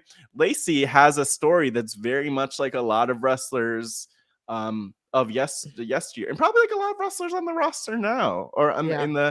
in the mix now. So She you know, we he see her, but damn, it truly is just how they present it. Because after that, she was like, it and is. then one of my cousins tried to commit suicide. I Oh walked in no. right before it happened. I had stopped the bleeding. I'm like, what is like truly But the what thing is is, happening? it's tough. It's tough because it's like it's so freaking deep, and Yeah. I I'm like connecting with it emotionally, but then it's just a lot. It's a lot. You know what? The other piece of it too is like everything she shared could be a 2-hour documentary. It doesn't need to be Right. a 4-minute segment or a 3-minute segment. And I think that's Yeah. the other problem. Yeah, they're like, The packaging yeah. of it. 'Cause Damn, like it's so sad. I said it earlier, like, when they did the first one, I was like, I Yeah. really wish they had did it like she was cleaning out her attic or something like that, where she's, like, Yeah, like looking at more all her old mhm, photo albums, talking about reminiscing about her life, talking about, like like, more how the documentary WWE. style even. Yeah. Yeah, exactly, like, talking about how the birth of her new child has made her think of, you know, Yeah. things that she's went through and how she wants to make a better place. Like, they could have done it so much better than her just standing and then just sitting there uncomfortably just telling us all this stuff while she's trying not to cry, and it's just like, this is not stop And it, like, this I is feel making me so feel bad. I sick. feel bad because it does in a weird way make me gravitate toward her, the performer, because I'm just like, damn, they really are kind of doing you dirty with this presentation. There's so much like again, all of the resources in the world. Just like they could have filmed her over the course of 2 days wherever she lives or wherever she's Mhm. from or even by the performance center and like Yeah. you just get that feeling a lot more and it's Yeah, tough. have her It's tough because driving back home. it's We tough love a too. good in the middle of a truck style. I talked about that Pickup already. truck. I don't know. Yeah. Yeah. No. Yeah. Oh God, Lacey. Like, she used to always give promos in her chicken coop. Like, what happened? It's so sad. Oh my god. I'm so like I'm like laughing because it's like how do you mess this up? But Right. And then, it's like, also they're, like, interesting because like begging the crowd to, like, and it's not funny boo because her. yeah because we like the two of us would connect with her story if it was we have a lot of we could definitely Yeah. connect with her story I think but it's just weird when you realize like these are wrestling fans that you're packaging this in front of too. And so I just don't Mhm. feel like people are connecting with it. Nothing against wrestling fans, but like I think the typical demographic is not gonna, you know, like I don't know if there are a lot of like Well, peers in the audience for her sharing her story, like that empathetic, like let's get emotional moment. I think the whole rah rah let's go America is definitely Oh, like I think 1000%. there's just that line. It's like you want to tell us your story for perseverance, and then there's just that line where it steps over. It's like you're sharing like human emotions, and it's Mhm. gonna make some people feel uncomfortable, and that's where I'm at. Like I've never been uncomfortable hearing people's emotions per se. It's Right. just the way it's presented and the reason being, and it, like you said, it feels so corporate, it feels so manufactured, it Yeah. feels so exploitive. Mainly Yeah. that's what it truly feels. I think that's the true essence of it. It feels very exploitive. But that's like where I do laugh with the, "Okay, here it goes," every single time. Like, what is going on? What? Because she No does one not want was to like, do it. "Let's switch up the start of this," because I feel like that's an attempt to make it seem more authentic. Like, that's not Yeah. how. I don't know. It's I think I'm frustrated by it, especially because, like, if it were just being open and honest and vulnerable in her story, that's great, but, like, there's a line. There's a Or line. or even just a sit down with Michael Cole. Like, why couldn't they have done a sit down? Be like, Lacey, Anybody yeah, with Michael well, Cole, you know, Michael Cole uh did those really good interview series, like, you oh, know how, yeah. like, with JR He when is a JR used to do this, journalist, yeah, truly, yeah, yeah. yeah. Or just sit down and just interview, like, Lacey, you're back, you know what's been going on, and then she could lead into, like, I've been enjoying my second child. It's brought up a whole bunch of my family history, like, Yeah, like, even I feel like that it probably would have still had that tinge of exploitation to it, sure. but then it also would have felt like another human could be bouncing that emotion off of, and Michael Yeah. Cole does a pretty good job of, maybe he could feign that empathy to make us connect with the empathy a little bit more. It just doesn't. They could have just done this so many different ways. You know what I think is just fascinating is we're, like, weirdly emotionally invested in or we're weirdly invested in what's going on with Lacey Evans. Yeah, And I think yeah, it's just because we want it to be so much better because there's so much, yeah. like, that we could skip over. I don't know, just fascinating I stuff. agree with you. Like, it's like I true like we know I'm on Because we record as would saying just like skip she's over not it the, if we yeah, we didn't wanna would. talk about it. Exactly. But it's like I think it's because we're like we see the value of what she is sharing. Right. Like, we see the value in it. We are just like, I don't know if you think this is doing what you're thinking it's doing. And like you Yeah. could be making an even bigger impact. I think Yeah. that's the biggest thing for us. And yeah, like you said, Samantha, she came after the fifth chapter. She just came out and waved to the crowd basically after Yeah. they begged that crowd not to boo her. And she didn't get any boos. She got some claps. I would love Good. to, if anybody was in attendance, what was that? Yeah, last night. Like, let us know how that pop for Lacey Evans sounded and felt. It felt like Well, it it's didn't feel like a awkward. pop. It felt like they people clapped, but it didn't feel What like kind of a a yeah. yay. What Yeah, kind you of know what I'm a saying? I mean, it's awkward because even if she was a heel, like, you're like, I can't boo her. I can't boo her now." I mean, It's like the I crowds would do be what they out. want to do, Well, they truly. yeah, but I think there's, like, a line too where people are like, Hmm. this is a little like, there's a line where it's like, "Ooh, I don't really love her, but I'm gonna clap for her, but I kinda wanna boo her because I don't love her, but also she just shared this really deeply emotional stuff, Hmm. and I don't wanna be the asshole." Yeah, You know? I think exactly. Like I it's also so think tough. I honestly think they elicit this these vignettes elicited a reaction, because I don't know if she Totally. just would have came back, like she would No. not have gotten the pop like Alexa Bliss did. It would have You been know what I'm boos, saying? though. It would have been boos. I don't see, that's the thing. If Lacey Evans Without came the out story. Yeah. without the story, I don't even know if she would have gotten booze. That's what I'm saying. I think she may Oh, not have gotten no a reaction reaction? at all. Yeah. So at the very least, these things have elicited a reaction. That was all clapping. You know what I'm saying? Because she did get a Yeah. reaction. It was You know. interesting how they really did run away from the character that she was in before with the Ric Flair thing, because they could have had her come back and, punch Charlotte in the face and pick up where they Mm. left off, but I'm glad that they didn't do that. Yeah. So I don't know. So I don't know if she came out on SmackDown, so I don't know if she faces Ronda again. We'll find out. If it's her and Ronda, cool. My faves are Fox is really foxing. I mean, have you noticed that? I'm just gonna leave that there. I'm just gonna leave that right there. Let's Fox News, but close. let's move along. Let's take an ad break real quick and we'll be right back. I love ads. That was a great ad that Matt just talked through. No, I was just thinking about, honestly, I love it. I do love the product. I love me a good product. Thank you for the ads.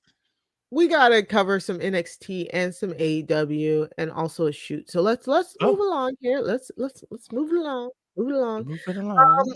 Unfortunately, like Matt had said at the top, there were some NXT releases while we were gone. And this was a freaking doozy. Like, I'm so like I'm over these releases, dog. We talked about it last time, but I am truly over this. I'm so mad. So some very notable releases. Dakota Kai was released. Malcolm Bivens was released. However, he did not. Yeah, he did not resign his contract. So it seems like this was like his decision to like walk away. And he talked about it in a I don't know if it was like a stand-up comedy set, but yeah, he did talk about it, and he was like, look, this just wasn't for me anymore. And you have to respect that. You definitely do. Yeah. And do you know if he meant by that like wrestling in general or WWE? I got the vibe that there was a wrestling thing. And that he's maybe trying to I mean, we'll see what happens and where it goes and where he figures it out. But I got the vibe that it was wrestling. But then again, like, WWE is so much different than the rest of wrestling that anything could happen, especially when you get distance. You're like, oh, the Indies or AEW or Japan or whoever could be better. So, but good for him that he was able to make that decision. Exactly. And it's not like he had to either. He could have been doing so much more, but I appreciate when someone's like, oh yeah, this is not healthy for me. Yeah, not what I need. Exactly. If it's not for you, it's not for you. Yeah. Dexter Loomis got let go. Like the end of Index and Persia same time. Oh my god! When they're in the middle of that freaking feud with the Duke Hudson and Indy Hartwell. See, they weren't even in feuding anymore. They had actually all like made up, really. Exactly. Yeah. But it's like, so watching NXT, when I tell you watching NXT this week was like the writers trying to write around these releases, like Indy literally being by her freaking self, them kind of addressing it where like Mandy is basically making fun of her because they're treating it like Dexter left her, which I'm just like, it's so sad that's the ending for like Index, really. And then Indy's comment is like, sometimes life happens or something like that. Yes. It's like she lost her best friend and her man. Like, and that's so sad. That is incredibly sad. So then we also had like Joe Gacy come out. He no longer has Harland, aka Parker Bordeaux, next to him. So it's just kind of like, oh yeah, now I'm back to being kind of like a motivational speaker for one, and he got like smashed by Braun Breaker. Like Diamond Mine is like, what is even happening with Diamond because Mine? Like Bivens obviously is gone, and he was not only he wasn't only the manager, but he was the mouthpiece. He was the leader, truly. Such a great group. And then there's all this stuff about how Roderick Strong has been trying to get out of his contract for so damn long. They're saying saying that he's requested his release. He did. And the way they talk about it is like there's buyer's remorse on it. Like, and it makes sense because he resigned maybe let's say about a Like, year ago. But Marina was I think it was his sooner wife than was that. his wife Yeah, was released. that's His true. Undisputed Era buddies are all Well, they were gone. I Like think they were already gone when he signed his, when he had signed his, not Adam Cole was still. I mean, maybe it was all kind of happening, but Adam Cole yeah. was still there, and Kyle O'Reilly was still there. I don't know Okay, if he well, signed a year ago, but maybe I'm wrong about when he signed his contract. it's been a minute since they've been But gone, things man. have changed since. They've been gone since, like, September, though. Look, it It's, happens. like, before that. I feel like Anyways, but there's yeah, who knows? Yeah. I think the biggest one was the wife, like, Marina Shafir is over on That AEW release, yeah. feuding what did I say? Yeah, got released, and, Yeah, no, you did. okay. You nail it. And I think, like, the bigger thing is, like, you wanna be with you wanna be with your best friends, you wanna be with your significant other. Well, he was always, like, the outlier of Undisputed. He didn't really work Yeah, with but them beforehand. damn. Like, it's I when I think about indie, the thing that makes me sad because I Oh, with don't Indy. Oh, know. yeah. That Oh, makes no, sense. well, but, like, just to give the comparison actually is, like, you are I mean, sure, like, I don't know her personal relationships with people, but you have to think she's probably really close with Dexter. She was Mhm. working really closely with Candice and Johnny Gargano, Oh, who are right, also Candace didn't gone resign. now. Yeah, they didn't resign, yeah. And then there's Persia who's gone, and I think I said Dexter's gone too. Yeah, and So Persia it's like was all legit these her people best friend from Australia, legit. yeah, All of these people around you are are gone, and it's gone. like there's also probably the thought of like, when's it gonna be me? Is it gonna be me next? Or Very true. maybe it should be me next so that I could be with my friends. And it's wild. I It feel has to so be a bad for mind. everyone. Yeah, I feel so bad for everyone who stays in there because it must be sad to see your friends go. Like they're there one day and gone the next. on the next, That's exactly, rough. and That's a hard place to ugh, work. it's so annoying, yeah, and so Yeah. we also got some, Draco Anthony, who was kind of being built up, he's gone. Sajana George, who was, like, one of the if I remember correctly, she was, like, one of their first, like, Indian signings. She's, like, an Huh. Indian women's wrestler, she was one of their first signings. Yeah. Paige Prinziavali, um, yeah, I said Mila Milani already, but Devlin, so, sorry, Raylan Divine. Oh. I'm so upset because, like, the week before she got released, apparently Raylan Divine, who was, like I think she was, like, a former, like, basketball star or something like that. She was this really tall, really cute, girl. Her and Simone Johnson, aka The Rock's daughter, Yeah. were apparently working on, like, maybe a tag team together, and then she gets released, and she didn't even, like, really debut. So that was like I was like, "Okay." So, Hmm. going into that, the women's breakout tournament started. If you can pull up that bracket for me, Matt. Yeah. So we got a question from Derek in the Squadcast group. He said the women's breakout tourney started this week, but in my opinion, this field is confusing. Why are somewhat already established women are in, why are somewhat already established women in it? What are your thoughts? Also, he had this question. The Rock's daughter signed like 2 years ago. But yet they've debuted a ton of women since, and we haven't seen her. Do we think she's progressing? But because of The Rock, her job is secured. It isn't progressing, but because of The Rock, her job is secured. Is she injured? What's the story? He says Santino's daughter, Ariana Grace, who I didn't even realize that was her. Wait, can you bring that back up, Matt, Yeah, please? yeah, yeah. Um, And she's in the Ari tournament. yeah, yeah, I'm about to get to the tournament. Ariana Grace, Mhm. who faced Nikita this week, just signed and already debuted. So we talked about this on our last episode before you left. Yeah. I've been waiting for Simone to make her debut. I follow her on Twitter. She like I don't know anything about like her how her training is going, but she's very funny on Twitter. It like I said, I Mhm. know the only thing I know about her and Raylan Divine is from the Twitter and how they're like, oh, we're in the gym, like this is gonna be your new favorite tag team. They're like Yeah. on Instagram together, all together. So she's very, very vocal, like politically. Um, Simone? yeah, she is, yeah. Oh, Yeah, interesting. she's very, very vocal politically. I love that Hmm. about her. Yeah. Um, Yeah, and she's been teasing the women's breakout tournament, but she's not in it. So everybody, when they That's announced strange. when they announced the breakout tournament, like we were all like, "Where's Simone? Where's Simone? Where's Simone?" And she was like putting like emojis up and stuff like that. But I'm with Derek. I'm like, where is she? Something has to be going on.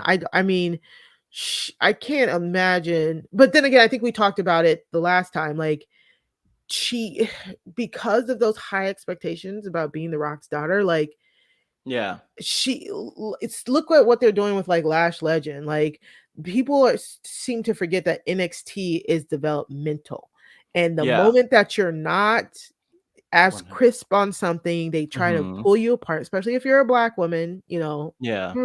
So maybe they are truly like trying to make sure she is like ready to go before they debut her. And I blame honestly I blame us. I blame the fans. If that's the case, I truly blame the fans. Like honestly, because this is supposed to be developmental, but people won't let it be developmental, you know? Yeah, but like I don't want to even put it on the fans with this because we don't know what's happening, but I True. hear you. But you don't I understand. think like the thing that I just thought of is she's The Rock's daughter. You're not going to put her on NXT. Maybe she'll never be on NXT. Maybe we're going to get her on the main roster when she's ready. Maybe she's just working and working and working and going to get to the point where she's ready, and then they'll debut her on the main roster rather than putting her on NXT. Who knows? But I mean, I don't even want to speculate on it. But also, it's The Rock's daughter, so she has to be like that good. Because if she's not perfect, if she's sloppy in any way, people are going to be watching. People are not watching as closely. Well, let me rephrase that. People are watching like Nikita Lyons closely because of the splits, right? For the most part. But other than that, nobody's watching like other NXT competitors as closely as they would be watching Simone Johnson. Simone might break the ratings for NXT the day that she debuts, right? Because she's so huge. It's The Rock's daughter. So be careful and make sure she is 1,000% ready before she's out there. It is kind of concerning, but it's The Rock's daughter, so they're not gonna like she'll have time. She'll have as much time as she needs. Exactly. It's wild that The Rock has a daughter too, because I mean I get that he's 50 now, but like damn, and she's he's like young. 22, something like that. I know. Like Well, not it makes 22, sense, but like 20. She's it like all either makes 19 or sense, 20. but damn, The Rock could still go. So yeah. So we had Nikita Lyons versus Ariana Grace. Like we said, Ariana is Santino Morella. Yep. Yeah. daughter. And Nikita beat Ariana Grace.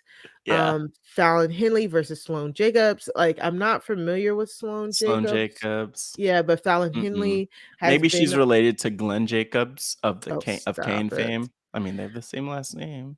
But Fallon Henley has been on. She's had a few like She had the matches. thing. Yeah. And she's been with those guys. Yeah. Is it Brooks and Jensen? Jensen. Man, Yeah. and they've had a little thing. It's funny though, because Fallon Henley is from. I think she's from like I'll say up north, but she has like a vaguely southern accent in her character. It's fascinating. They're really doing a lot with her actually now and putting her out there more and more. And I think she's one of the women that we're referring to. Like, it's like an unknown and then like known. Like we have Roxana Perez, also known as Roxy, we were talking about, who's very famous on the independent scene. Versus Kiana James, who I'm like not who I familiar with. looked at and I was like, is that Casey Catanzaro for a second? No, she got another new name. Oh my god.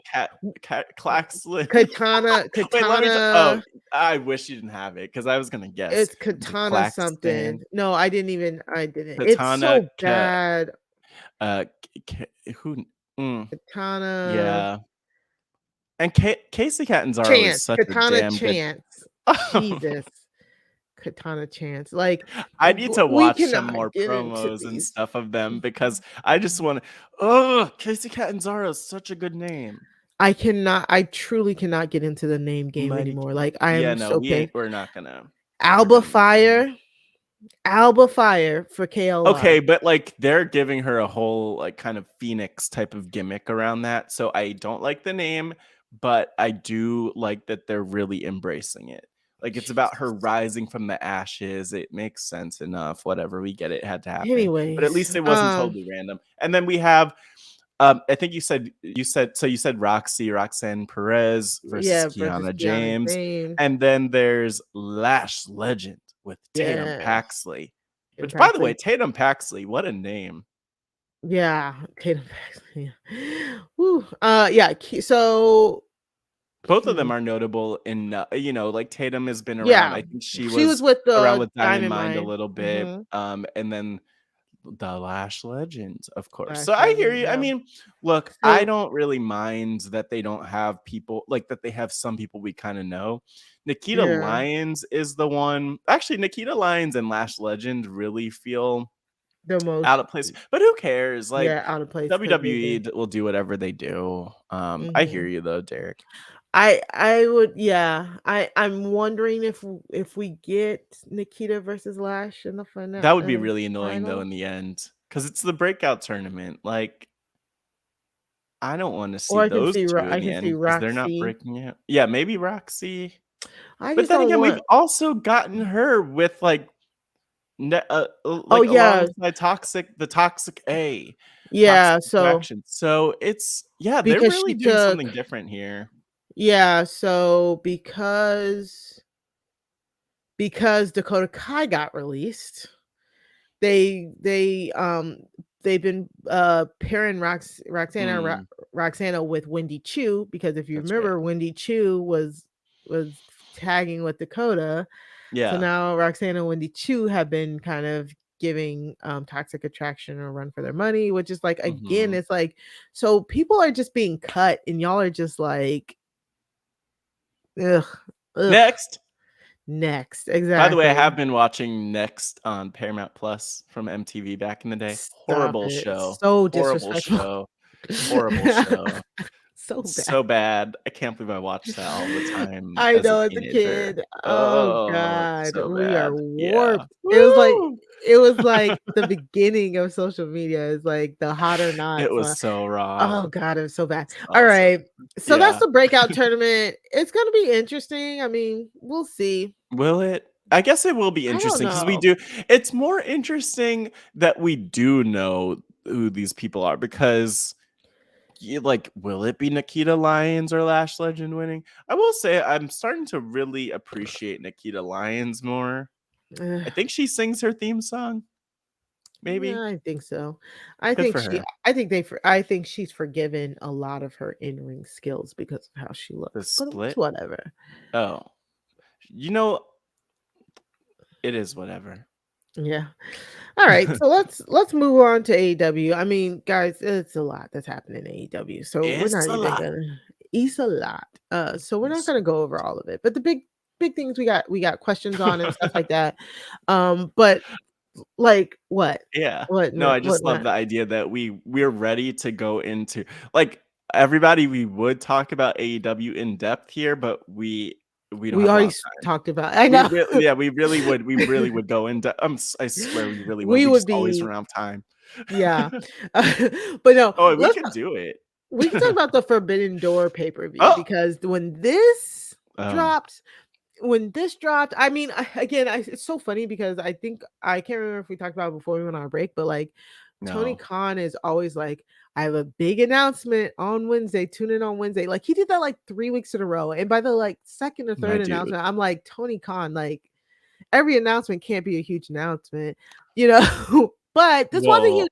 I'm not saying this was a very huge announcement. I just wish, I don't know. I wish they would have promoted it differently or spaced it out differently. But the Forbidden Door pay-per-view for AEW, it's a week before Money in the Bank. July. Yeah. That works. That works too. Yep.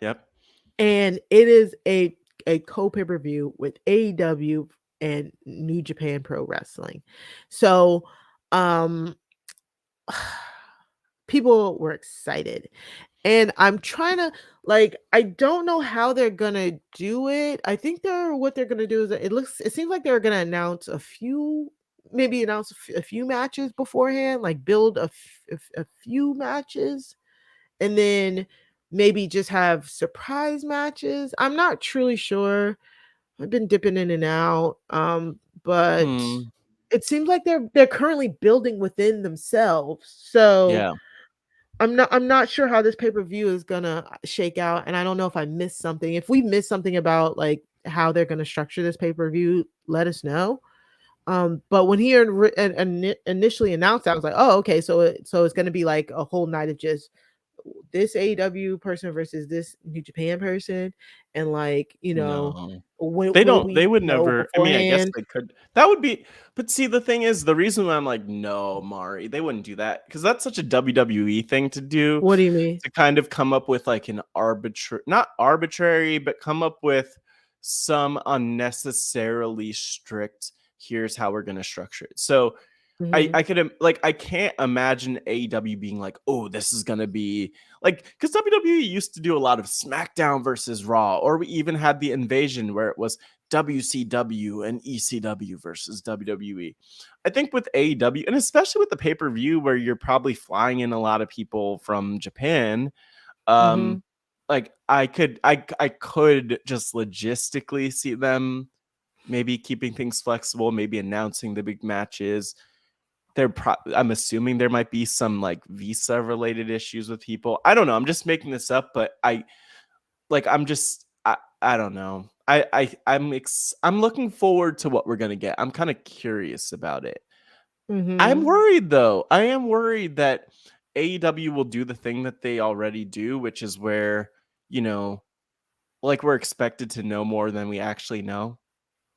Because we really need like the WWE level of explanations for a lot of these people from Japan, just because we Yeah. do not know New Japan like that. So let's see how they approach it. I would give them the benefit of the doubt here. Yeah. And they better not leave the women out. We need like a lot of women on this show. Yeah. So still, Just putting it out there, yeah, and Black women too. Yeah, I'm Googling it, and it doesn't seem like we still have too much. It's sold out. That's about it. I mean, and it says it's a joint pay-per-view. So I don't know. Maybe you're right. Maybe it's not. Maybe that was just my brain oh, because that was the No, first it's thing a that fair happened. thought. Once they announced it, people were like, oh, I want so and so versus so and so. I want so and so versus so and so. Yeah. Well, I guess it's like the when you have them under the same roof, it doesn't necessarily make sense just to do like AEW versus what's the point of having an AEW versus AEW match on a Yeah, show like joint this, right? pay-per-view. Or Yeah. even it reminds me of like ECW One Night Stand when WWE used to do those. And, I think people would sometimes have, the show might get flack when it was like Christian, aka Christian Cage versus like Chris Jericho. I don't know if that was a match on the show, but they did matches like that where it's like we could just see them on Raw or SmackDown. So why do we care to see it on this special show? So let's see. But I mean, looking at the New Japan roster, like Okada is hopefully, I mean, big deal. Hopefully, be on the show. Tama Tonga, formerly of the Bullet Club, Yeah. Tanahashi, big deal. Like you have so many names that even I know that I have barely seen truly wrestle, especially in the recent months and all. So this Right. is going to be interesting. And It's that's going to be what interesting. and I also made a face because I forgot that news just dropped about Kota Ibushi, which is Did they release Kota Ibushi from so no, it's NJPW? so weird. I don't know. It's he's been making all sorts of accusations against them. I heard people were saying he was trying to flee the country. I'm like, Oh my what? god! Yeah, yeah. What? I I truly need to don't stay in know. more people's business. Yeah, exactly. Um, And he oh my gosh! Yeah, What? he tweeted about Yakuza involvement and something about sexual harassment. I It's believe interesting. I look, what I would say is that I I mean, whenever anyone comes out with accusations, like that. Like, he's definitely putting himself at risk, whether Mhm. or not there is Yakuza involvement in NJPW operations. Mhm. And so that's serious. That's scary. And also Yeah. wild timing with the Forbidden Door pay-per-view coming up Yeah, and he still with has a shoulder AEW. injury, so, like, I don't expect to see him on this pay-per-view or anything like Yeah, that, which but is it's so just sad really because a I was like cloud most kind of hanging over it. yeah. I was Yeah, most 'cause excited to hopefully see him and Kenny Omega. yeah. Well, Oh, Kenny gotta come back really, but I mean, yeah, so, maybe we'll get more, answers after Double or Nothing in a few weeks, so they're gearing up for Double or Nothing, so maybe after Double or Nothing, we'll get a little bit more on the Forbidden Door pay-per-view, but it yeah, was we need big to not big talk news. we need to not talk about the Yakuza on here though, I know. because I'm not trying to play games. Just Let's want get you guys. into the Owen Hart tournament. It began this week. We got some questions that just said, or just comments that they wanted to hear us Yeah. talk about that tournament. And I think the one thing that AEW does really do really well when it comes these type of tournaments, they make it feel like a big deal. Like Yeah. I do love that about it, and especially in the contrast of NXT Women's Breakout tournament, where it's like it felt like it was a big deal, but not as big like how AEW always does, like, their Yeah. bracketology stuff and, They really do. And yeah, they I break love it that because down, they break it down and, it could the always matches be to get more in in. depth. But, Mhm. like, I loved, the bracketology that they did for that one tournament where they had a lot of women from I think it was a lot of women from Japan Yeah, specifically. I don't remember what the tournament was called, but it was like half and yeah, half almost, where they did like half that of women's the tournament, matches were right. there in Japan. And Mhm. like I appreciate that so much because it really lets you know like where people are in their careers and like stories and other things, or even just like a brief line about who someone is so helpful to then have predictions and other things. So for you, are you more interested in the women's side or the men's side? I would assume the women's So, side. of course, the I women's mean, me too. side looks Yeah. like really stacked to me, like, but Sheeta is actually out of it. That was a Yeah. little weird too. That was weird Um and was replaced by Chris Statlander.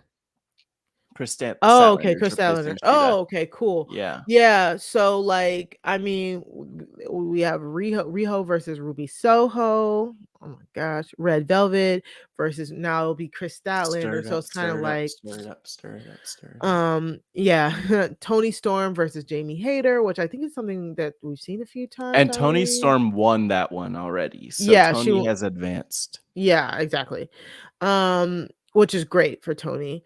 And Yeah, then Britt Baker being in this is with the great. Joker. Yeah, it's the Joker. So have we Yeah, heard because any So what happened there, just for those who don't know, is that Britt Baker was pinned in a tag match by Tony Storm. Tony Storm rolled her up and pinned her, which meant that Britt had to face the Joker, which Mhm, is a really interesting spot because it's Britt freaking Baker. mhm. So it's a big question of like, is the Joker going to beat Britt Baker? And Who is the Joker? who is the Joker? I mean, in Hasn't there been my mind any immediately goes to Mhm. Athena, formerly Ember Moon, Oh, right. I did hear something. but beyond her, I mean, it could be so many people. That's the thing. I Yeah. always feel like it could be so many people, but We normally kinda know, like, Mia Yim, before it I don't happened. know. No, I Mia think Yim she's just signed a Impact, right? short-term contract Yeah, with, Impact. Impact, yeah, I think she which only was and I don't know why, but I wanna say short-term. it's like a 6-month contract. I'm not Yeah. in the legal proceedings, but I feel like Seeing that her sounds come about right. back, I was so I miss her so much. I I'm so think that happy. in this looking at this tournament though, my vibe here, just from what I know, I would assume that Britt Baker is gonna win in this first round over the Joker somehow. Because she's Britt Baker. But then Yeah. again, this is a good excuse for her to not win. So Mhm. and then like how Tony Storm is a face. So it makes sense for her to go against Britt as the heel, unless like the Joker. I don't know. They're confusing the hell out of me here. But do you have who do you? I'll ask two questions. Who do you want to see win this tournament, Mari? Or who do you even want to see in the finals if you don't just have one person?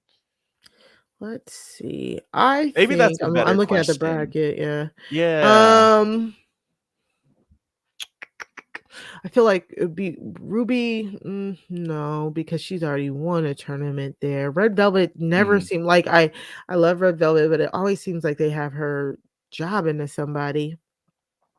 Even though Chris Statlander, I mean, yeah. Well, but she was just added too, so it's like Chris Statlander is not gonna win the tournament. if it comes down to Britt Baker versus Toni Storm, do they just give this tournament to Britt Baker to give her something else to like talk about? But it can't be Britt Baker and Toni Storm in the end because they would be in the semifinals. Is that The what it's called when there semifinals. are 4 Yeah, that's people what left? sorry, that's what I mean. Like I was just Yeah. thinking through like, do we I get don't. them and then Well, Toni did pin Britt to get her into that Joker spot, so it could really go either way. Like Britt could get a win on Toni and get to the end. You know but what? I against would who then? Like well, so I the right would side is kind of like I feel like Ruby Soho is like the standout on the right side, but it doesn't Red Velvet is also make interesting sense. just because of Jade and the baddie section. Like I Yeah. could see Red Velvet I potentially. don't know. I don't Beating Chris know. Statlander though? It's the Owen Hart tournament too. Who's like this is actually something I was thinking about with the men's side and not the women's side yet, but it's like who fits the Owen Hart tournament, the first ever Owen Hart tournament. And I could see Ruby potentially getting the win here.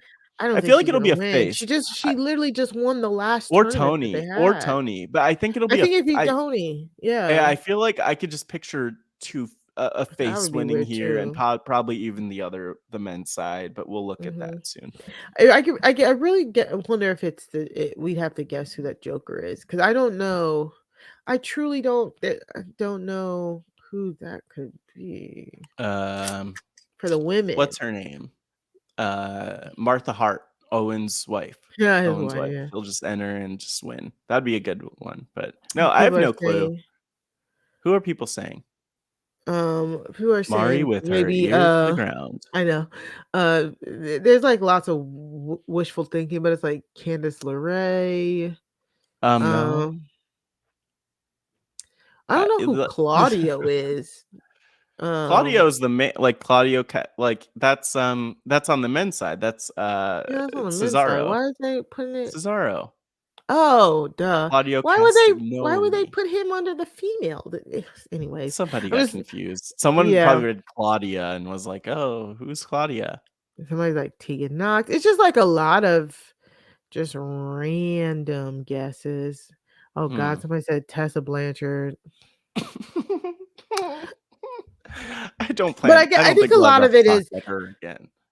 Right. I think a lot of it is Ember Moon. I think we're formerly Ember Moon, Athena. It makes sense. I mean, because like, where is she? I think she's the one with this roster where I've heard the most people say, like, give her the spot. Yeah, lots of thoughts on Ember Moon. Yeah. We'll talk about Ember Moon. I can't see Ember Moon beating Britt Baker. I can't see Britt Baker not advancing.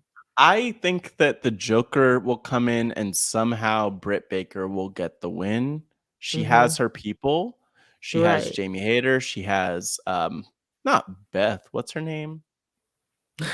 Reba or Rebel? No. Yeah. So I think that Britt's gonna win there somehow. All right, let's move on. Sometimes the Joker can't. Yeah, sometimes the Joker won't, be the one who gets over and advances. And then there's the men's. Yeah, we have Ray. Well, I'll just run through it. We have Ray Phoenix versus Kyle O'Reilly over on the left side. Samoa Joe versus the Joker, on the left side. And then on the right, Jeff Hardy and Darby Allin, and also Adam Cole versus Dax Hardwood. I think that already happened. Did both of those already happen? Yeah, they Did Jeff both already already beat? I happened. know Jeff beat Darby, but I wasn't sure if that Okay, was for the yeah. tournament. Mm-hmm. So And Jeff then advanced, and then Cole. Adam Cole advanced. Mm-hmm. Yeah. And then the whole thing with like So weird. Dax Harwood and Cash Wheeler had the really good match just to get They into did. the tournament, which Yeah. was a really good match. This is So such a strange tournament. I'll just say, like, yeah, just maybe to like jump ahead to it. I of everyone in this tournament, I think it'd be nice if Kyle O'Reilly I was thinking that wins, too. because Jeff Hardy should not, like, one, he is a marvel of like science. Like, I don't even know how he's around. Good for him. I'm happy for him. But he can't win this one because he's Jeff Hardy. Like, he doesn't need Mm-hmm. it. Kyle O'Reilly, though, would be an interesting win here for the Mm-hmm. tournament, Have to and he's also have to part go of through the. Ray Phoenix though, which is great. Is that tough to do? Mhm. Not to Relatively, drag Phoenix, I mean, but relatively tough. and then the Joker is the big question mark here. I have no clue who the Joker could be, Yeah, some people are saying Johnny Gargano, Claudio, aka and like he I could have. forgot Cesaro. I literally forgot I Cesaro forgot he was left not. too. I will Yeah, say, though, that he could really. You know what? I'll take back what I said about Kyle O'Reilly, even though it would be great to see him potentially win. This is the one where I could see the Joker winning, like the men's side. Maybe it's yeah, because I Britt Baker agree. is not right there as the obstacle, but Mhm, yeah, like throw in Claudio as the winner of this.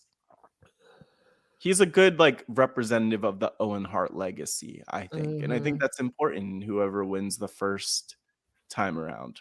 mhm, Sponsored by the Owen Hart Foundation, by the way. So, like, it does have to be someone who's a good representative of that legacy. mhm. Yeah, I mean, there's just so many. Yeah, I mean, there's just so many options. So There's so many men in wrestling. yeah, We could Are there just any like ask. other stakes for this? Do you know? I can't remember. Mm, I'm not sure. I guess I don't we'll know. Every time you let us mention know, steaks, guys. I'm just Yeah, like, if there's any Omaha like once steaks. they win, is there anything else? Like, let us know. Yeah. Well, Pride Yeah, I mean, yes, and representing Owen Hart and all that. But and yeah, let us know. We don't. We know. Let mhm. us know that you know is basically the Let thing, us because we definitely already know, right? right.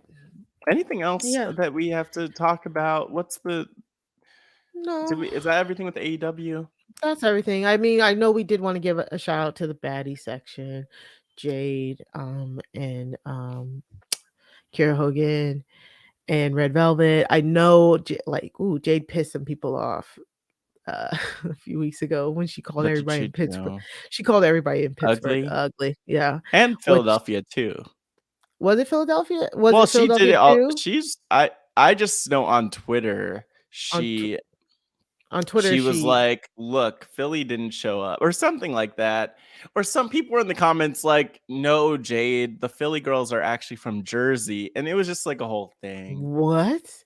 It was a whole. Well, People were not pissed. It's her and her gimmick, yeah. Well, and you know. well, that's what I was saying. The Pittsburgh one did piss some people off because What did she say about the she people of said something like, Pittsburgh? "Ooh, it's hard to," or she said, "The people in Pittsburgh are really ugly." It's like she like, straight up and I saw it as I'm wearing my Baltimore shirt as a Baltimore Ravens fan. I found nothing wrong with the statement, but a lot of That's so people rude. were pissed. I guess that her So delivery rude. on that one was not good, and it backfired a little bit. So she was in a little bit of hot water for Oh, wow. a I didn't little even bit. realize Yeah, that she was. this Like, happened. yeah, yeah, yeah. Like, Like even legitimately hot water. Wow. with some of the fans, like that, like some of her, her main fan base, is, like black women. And it was like Yeah, a lot but of them were yeah, really pissed. I guess I didn't hear what she said, so I have to go back and look that up, but it must not have been good. People were actually offended by a heel saying some heel stuff. So, ooh, look, Jade, just be glad that you have the baddie section. That is I love Jade Cargill. I love that theme song. I love her her Like, I just love the whole package. And Smart Mark Sterling is still there. Keep him around. Yeah. That man's loyal. Exactly. Smart Mark Sterling is hilarious. Yeah. I'm trying to see if I can find the Pittsburgh tweet, because it was really blunt. I'm not gonna lie, and I thought that was the funniest thing about it. But again, it was a tweet. Yeah, but you know yeah, it was what? a tweet. Jade knows how to. Oh, which I see what you're saying. She said Philly baddies, tag them. Please let them be better than Pittsburgh. Yeah, it was tough pickings. I'm sorry, guys. Is that the thing that got people upset? Well, no, that was the follow. That was her doubling down. Like Okay, yeah, that's what I thought. Doubled down on Pittsburgh, which is I remember seeing that one. Kind of very hilarious to me. Pittsburgh is a lovely city, Mari. It's wonderful, and the people are incredible people, beautiful people. How dare you, Jade Cargill? So, I think that's about it. I love Jade. I think that is about it. I want to be in the baddie section, Mari. Oh, okay, I found it. She said, "Man, Pittsburgh has some ugly people." I mean, everywhere has ugly people. All right. So that's it. That's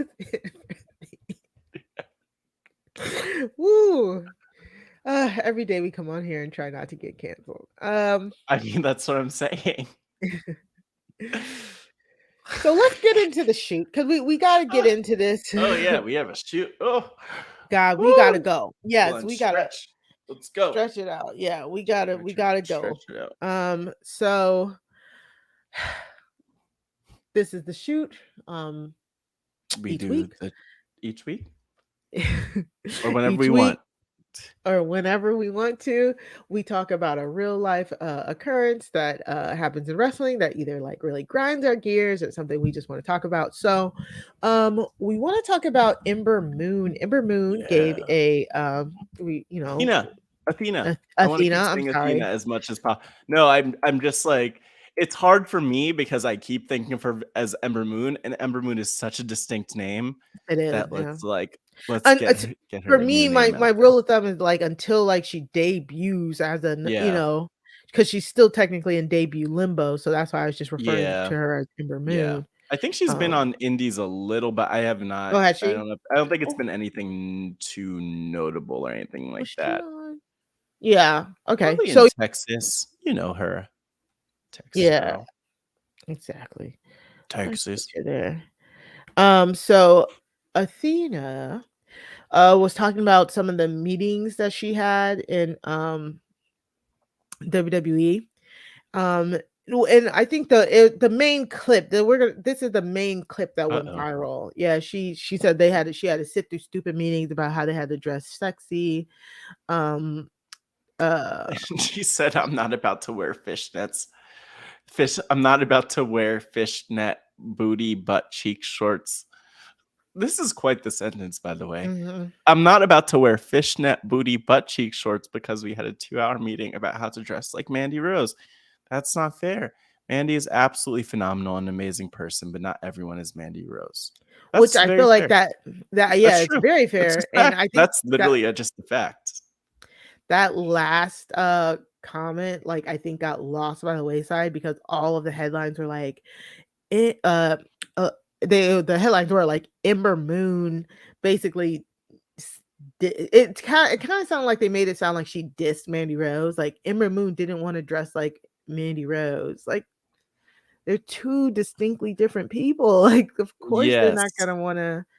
But the thing I remember that I want to kind of also mention with this, and Ember, I do remember reading this at some point. I don't know if it was after this initial interview or as part of it, but she was saying like, look, my thing is I am packaged for kids. Like I'm not, my goal is not to be sexy. It's to be very kid friendly. And I never really thought about that with Ember Moon, but like me neither. 1000% makes sense. And you could see it where it's like, okay, this is like the nerdy or relatable, more sci-fi, again, child friendly. Mm-hmm. And you need that in wrestling. Not everybody is Mandy Rose. Mandy Rose is great at what she does, but not everyone is going to be that and her. We'll link the story in our description, but Mhm. Ember Moon, it was like a interview. She talked about her last 4 months in WWE, and it's like it's so bad. It's like they're exactly what we thought they were, in a sense. Like, she talks about how basically the rug just kept getting pulled out from under her, like consistently and continuously. Yeah. Like, she was talking about how her and Shotzi were rolling, and then all of a sudden she gets a call.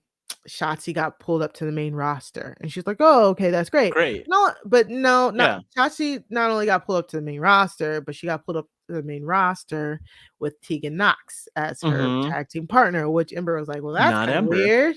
Yeah, Yeah. yeah, like, it's so not like Shotzi went up to be a solo act. It's like she went up to be a tag team with Tegan Knox, even though she was in a tag team with Ember. And I distinctly remember us talking about this and being like, "What?" They had just competed on NXT like the week before. They were So just champions like the week before, and Ember in her interview was like, "We have merch out." Like, it truly didn't make sense. But they told her, "Yeah, it's okay. Shotzi got pulled up, but we have something for you. We have something for you." So she's like, "Okay, cool, cool, cool." Then she goes and meets with Hunter. They think that they're gonna get some stuff ready for her, and she's like, they were going to turn her heel. She talks about how she wanted to do like a losing streak. I love a good losing streak into a heel turn. That's my jam, Yeah. but she's like, they filmed the first one where she lost to, I don't even know who she lost to, but then they took her off of TV for 3 weeks. Like, that's not how you book that. And then like they had her work with Cora Jade on 205 Live, and they really liked that. And they put her in a match versus Mandy Rose, and they were like, "Well, this is where we're going to do the turn." Mind you, she had been like pulled on and off of TV. She hadn't got to do the losing streak before they wanted to turn her heel. But even that, they were kind of like, "Oh, but we kind of like want to slow burn it." So when they kind of turned her heel, we didn't know. She didn't even know if she was turned heel, because why would you turn Ember Moon heel on Mandy Rose, who was a heel? It just doesn't make sense like that. No. She was talking about how when she first talked to the writers, how those writers had just came from SmackDown and Raw, and they didn't even know she was formerly a NXT tag team champion. Like, they didn't even, they weren't even watching NXT. She said, yeah, but you know what? That makes sense too, because like, we talked more about in the times of Kenise Mobley. That was a moment almost a year ago about how like they were not looking to hire people who were fans. So maybe that's not that all that surprising. Yeah. I mean, and not just people that are fans, but like those writers were coming from SmackDown and Raw, they said. So they weren't even watching NXT. Their old writers weren't watching NXT. So, Oof. yeah, No right. choices. So she was just talking about how we watch NXT and we don't even work there. Exactly. And how like it just kept getting stuttered and stopped. And then like I said, then Hunter disappeared. We were talking about that shakeup behind NXT and all of that. And then she was told that one day she was told, like, "Oh yeah, Vince wants you to go back. We're gonna turn you heel, but when we want you to go back to the dye your hair, the fire colors, and get the contacts, we're gonna do that." So she said she did all of this stuff to get her hair, which costs lots of money, takes a lot of time. Then she showed up at TV and they pulled her segment. And then they not only pulled her segment, but then they told her that they were going to take her off TV indefinitely. And then they asked her to like coach and stuff like that. And that was another part of the interview that got more like the Mandy Rose stuff got a lot of play. And then her talking about how, "No, I'm not going to be a trainer. I don't want to train these people, especially since some of these people don't even care about wrestling like I do." Like, that got a lot of stuff without people like going back and looking at some of that stuff about them like yanking her chain and stuff. And it's just, for me, it's just it's a pattern. Like, I'm seeing a pattern when black women leave. The pattern is when black women leave their prospective employers and they, talk about their true feelings about WWE, a la, Big Swole, like they get a whole bunch of backlash. But like let a man do it. Let a Daniel Bryan or an Adam Cole or a CM Punk air out their grievances about WWE. And it's like, They really, yes, King, yes, they love it.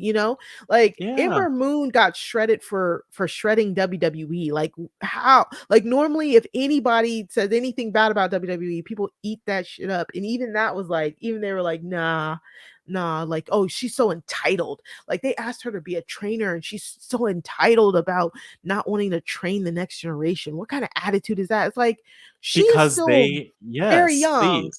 Like she still has passion for wrestling.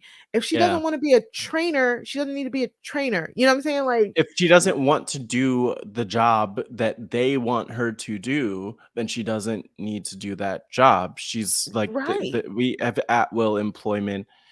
She's allowed to move on. They're allowed to get rid. Like she doesn't need to do it. And it's sad though, because at the end of the day, the thing that I always come back to, and it's so hard to talk about because like it's really hard to pin this on people, but like people will take any excuse to say, just to be hard on we're talking about Black women here. Yeah. People will take any excuse to be hard on Black women, but also you'll see this with other, people of color or other Black people, where it's like you do the smallest thing and then the reaction ends up being like so much worse than it Again, should, shout out like Kenice Mobley. disproportionately worse. Exactly. And it's Mhm. like, and then like the people trashing you, and it's like, oh, you just wanted to be angry at a Black woman today. You wanted a reason to get your racism out today. Mhm. And you're using Ember Moon for that. You're using Kenice Mobley for that. You're using, insert Big performer Swole for here that. and Big Mhm. Swole for that. And it's so transparent, but Mhm.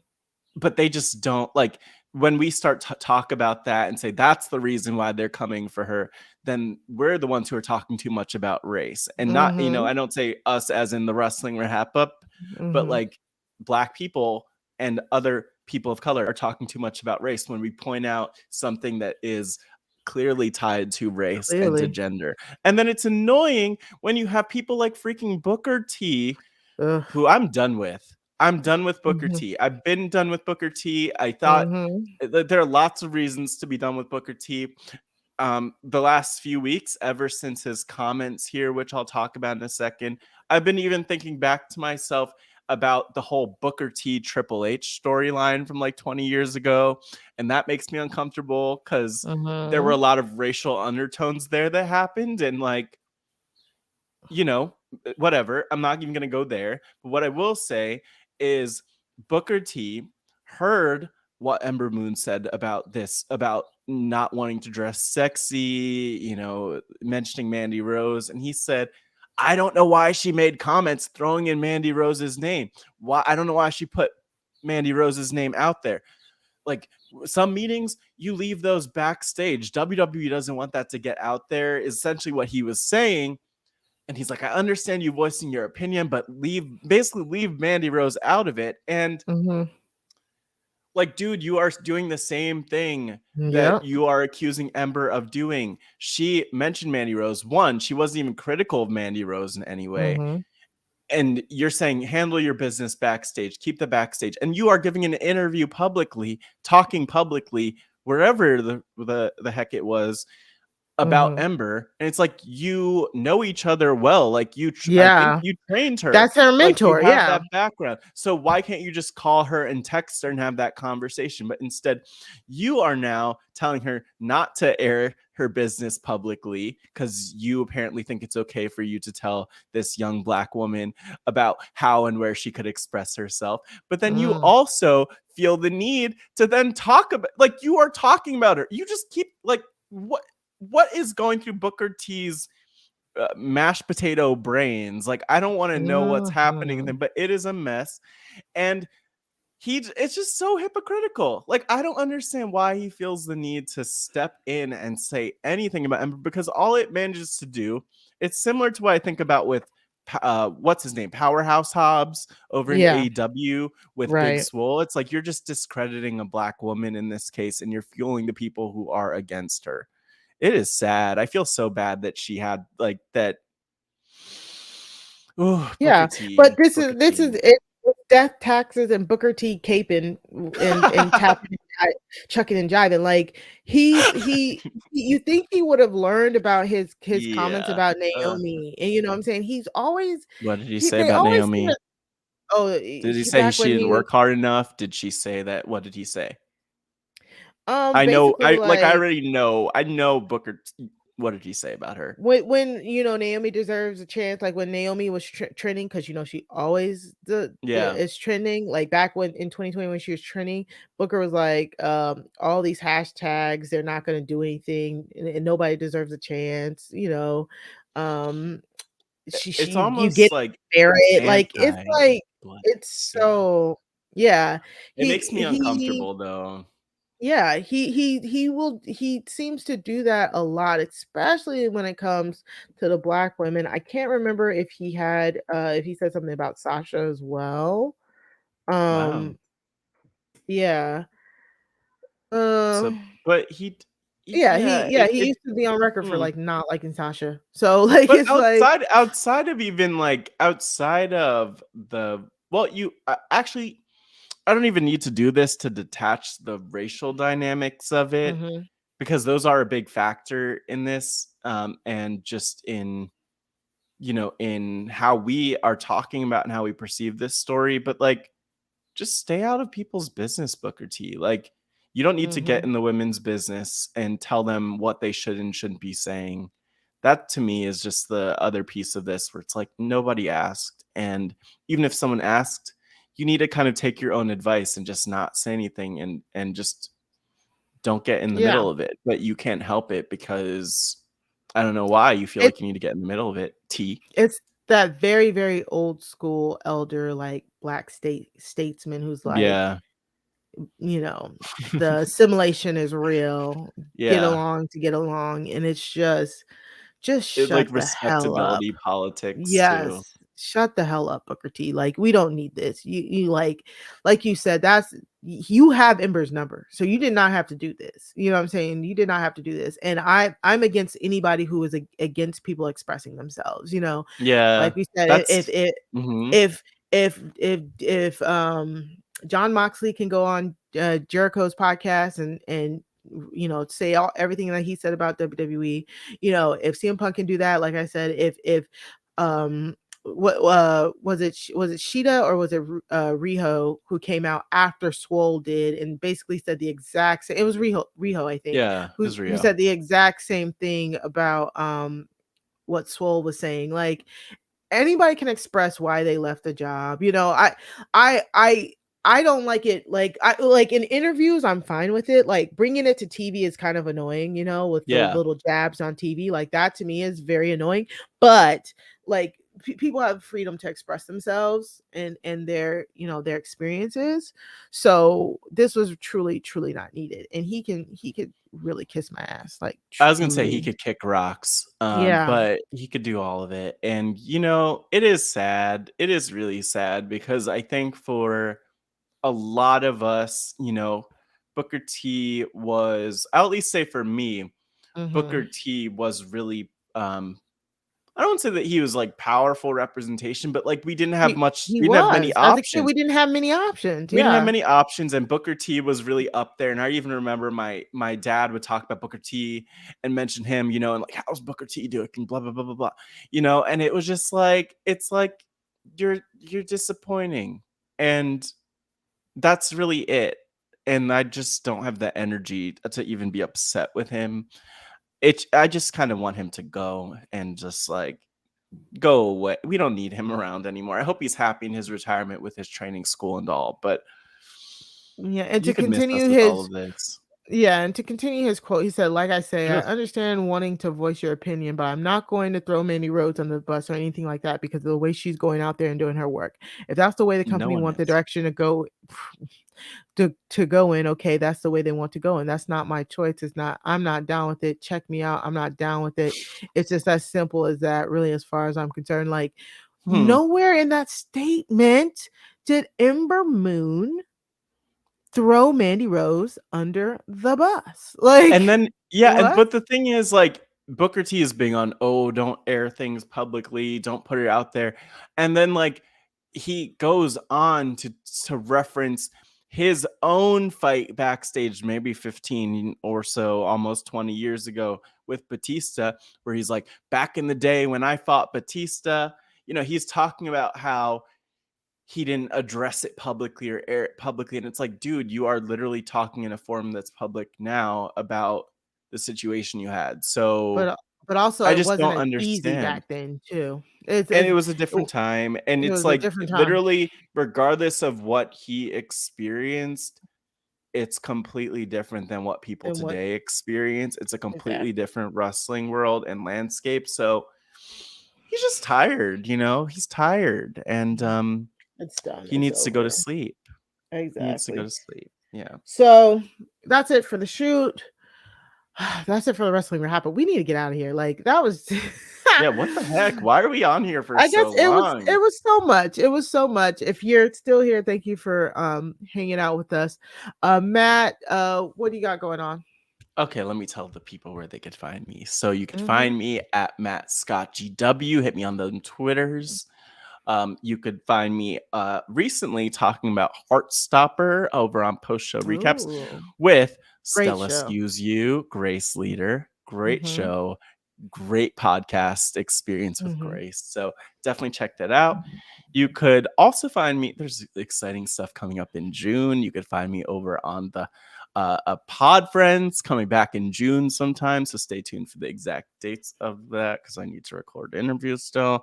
And I won't spoil it, but there's another project that's focused on kind of Pride Month. And that's all I'll say, but something that I'm working on with someone for RHAP. So stay tuned for that. Also coming in June. And then on top of all of that, bam, this week for my work, I had a podcast come out for Nat Geo. And it's called The Greening of Pittsburgh, featuring the beautiful people of Pittsburgh. There you go. Gorgeous and also smart and great at climate solutions stuff. So check that out. That's my pinned tweet over on Twitter, Matt Scott GW. But so much going on. I'm just happy to be back on the Wrestling RHAPup, Mari. Which is probably why we're going so long. Nearly 3 hours, just like old times. Just like old times. So you can find me over on Post Show Recaps, where me, Chappelle, and Latanya are finishing up Atlanta tomorrow. The next episode will be about the penultimate episode of season 3 of Atlanta. So go check that out. You can also find me and Sarah Carradine right here on RHAP on Crime Scene. Yes, every week we bring True Crime Tuesdays to RHAP. Please, if you haven't listened to our last episode, why haven't you? But we reviewed The Painter and the Thief. Every week we review true crime properties and give our recommendations. And we had a great guest, Sarah D. Bunting, on this week. And we talked about a property that might be a little bit further removed from true crime. But it was very interesting. Go hear our thoughts on it. If you like emotional human story style documentaries, check out The Painter and the Thief. It's available on, I think, Hulu here in the States. And then go listen to us talk about it. Very interesting property. But you can follow us at Crime Scene. Go to Twitter at Crime Scene RHAP. That's CRIMESEEN RHAP. That's Crime Scene, like SEEN. On Twitter. And then you can go subscribe to the Crime Scene feed by going to robhasawebsite.com/crime feed to go listen to me and Sarah. It's been a wild ride. It's been so great. So, continue on the path with us. And Wrestling RHAPup's back. I'm glad to be back with you, Matt. I truly, I'm glad to be back. Truly am. We're so doing hopefully you've already subscribed to the Wrestling RHAPup, but if you haven't, go to robhasawebsite.com/wrestling feed to subscribe to wherever you get your podcasts. Send us any long form questions. Send them to wrestling@robhasawebsite.com. You can email them to us. And then, of course, hopefully you're following us on Twitter at Wrestling RHAPup. on Twitter using the hashtag Wrestling RHAPup to join the conversation. And of course, like we said, hopefully also, if you're on Facebook, come join us on the Job Has a Squadcast Facebook group. I keep telling everybody, like, that's where we get some discussions going. That's where we get the questions. It's a great like little community there that we love to like dip in and out of. So let us. And you could. Yeah, and also you could interact with the people. Like literally, when we mention people on the podcast, those are real people, and you could interact with them in the Facebook group. And I think, as Mario was about to say, hit us up at Mari Talks Too Much, at Matt Scott GW. Let us know that you want to be part of the group. You could even email us, wrestling@rapaswebsite.com. Let us know, but we will get you into the exclusive club, the Job Club, I'll call it. Just made that one up. Exactly. So, Matt, it's been great to be back. I am so excited to dive in next week. So until next week, remember, wrestling is for everybody, but not all wrestling is for everyone. Bye.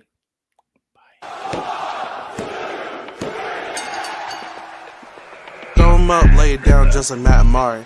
Wrestling RHAPup's gonna make it sorry. Feeling like The Rock cause I'm driving in Ferraris. And we coming every week and it's feeling like a party. Moolah Ric Flair, showing out like Bianca Belair, Best podcast, flush it in the air, Roman Reigns and we win it, don't care, No cap. Throw 'em up, lay it down just like Matt and Mari. Wrestling RHAPup's gonna make it sorry. Feeling like The Rock cause I'm driving in Ferraris. And we coming every week and it's feeling like a party.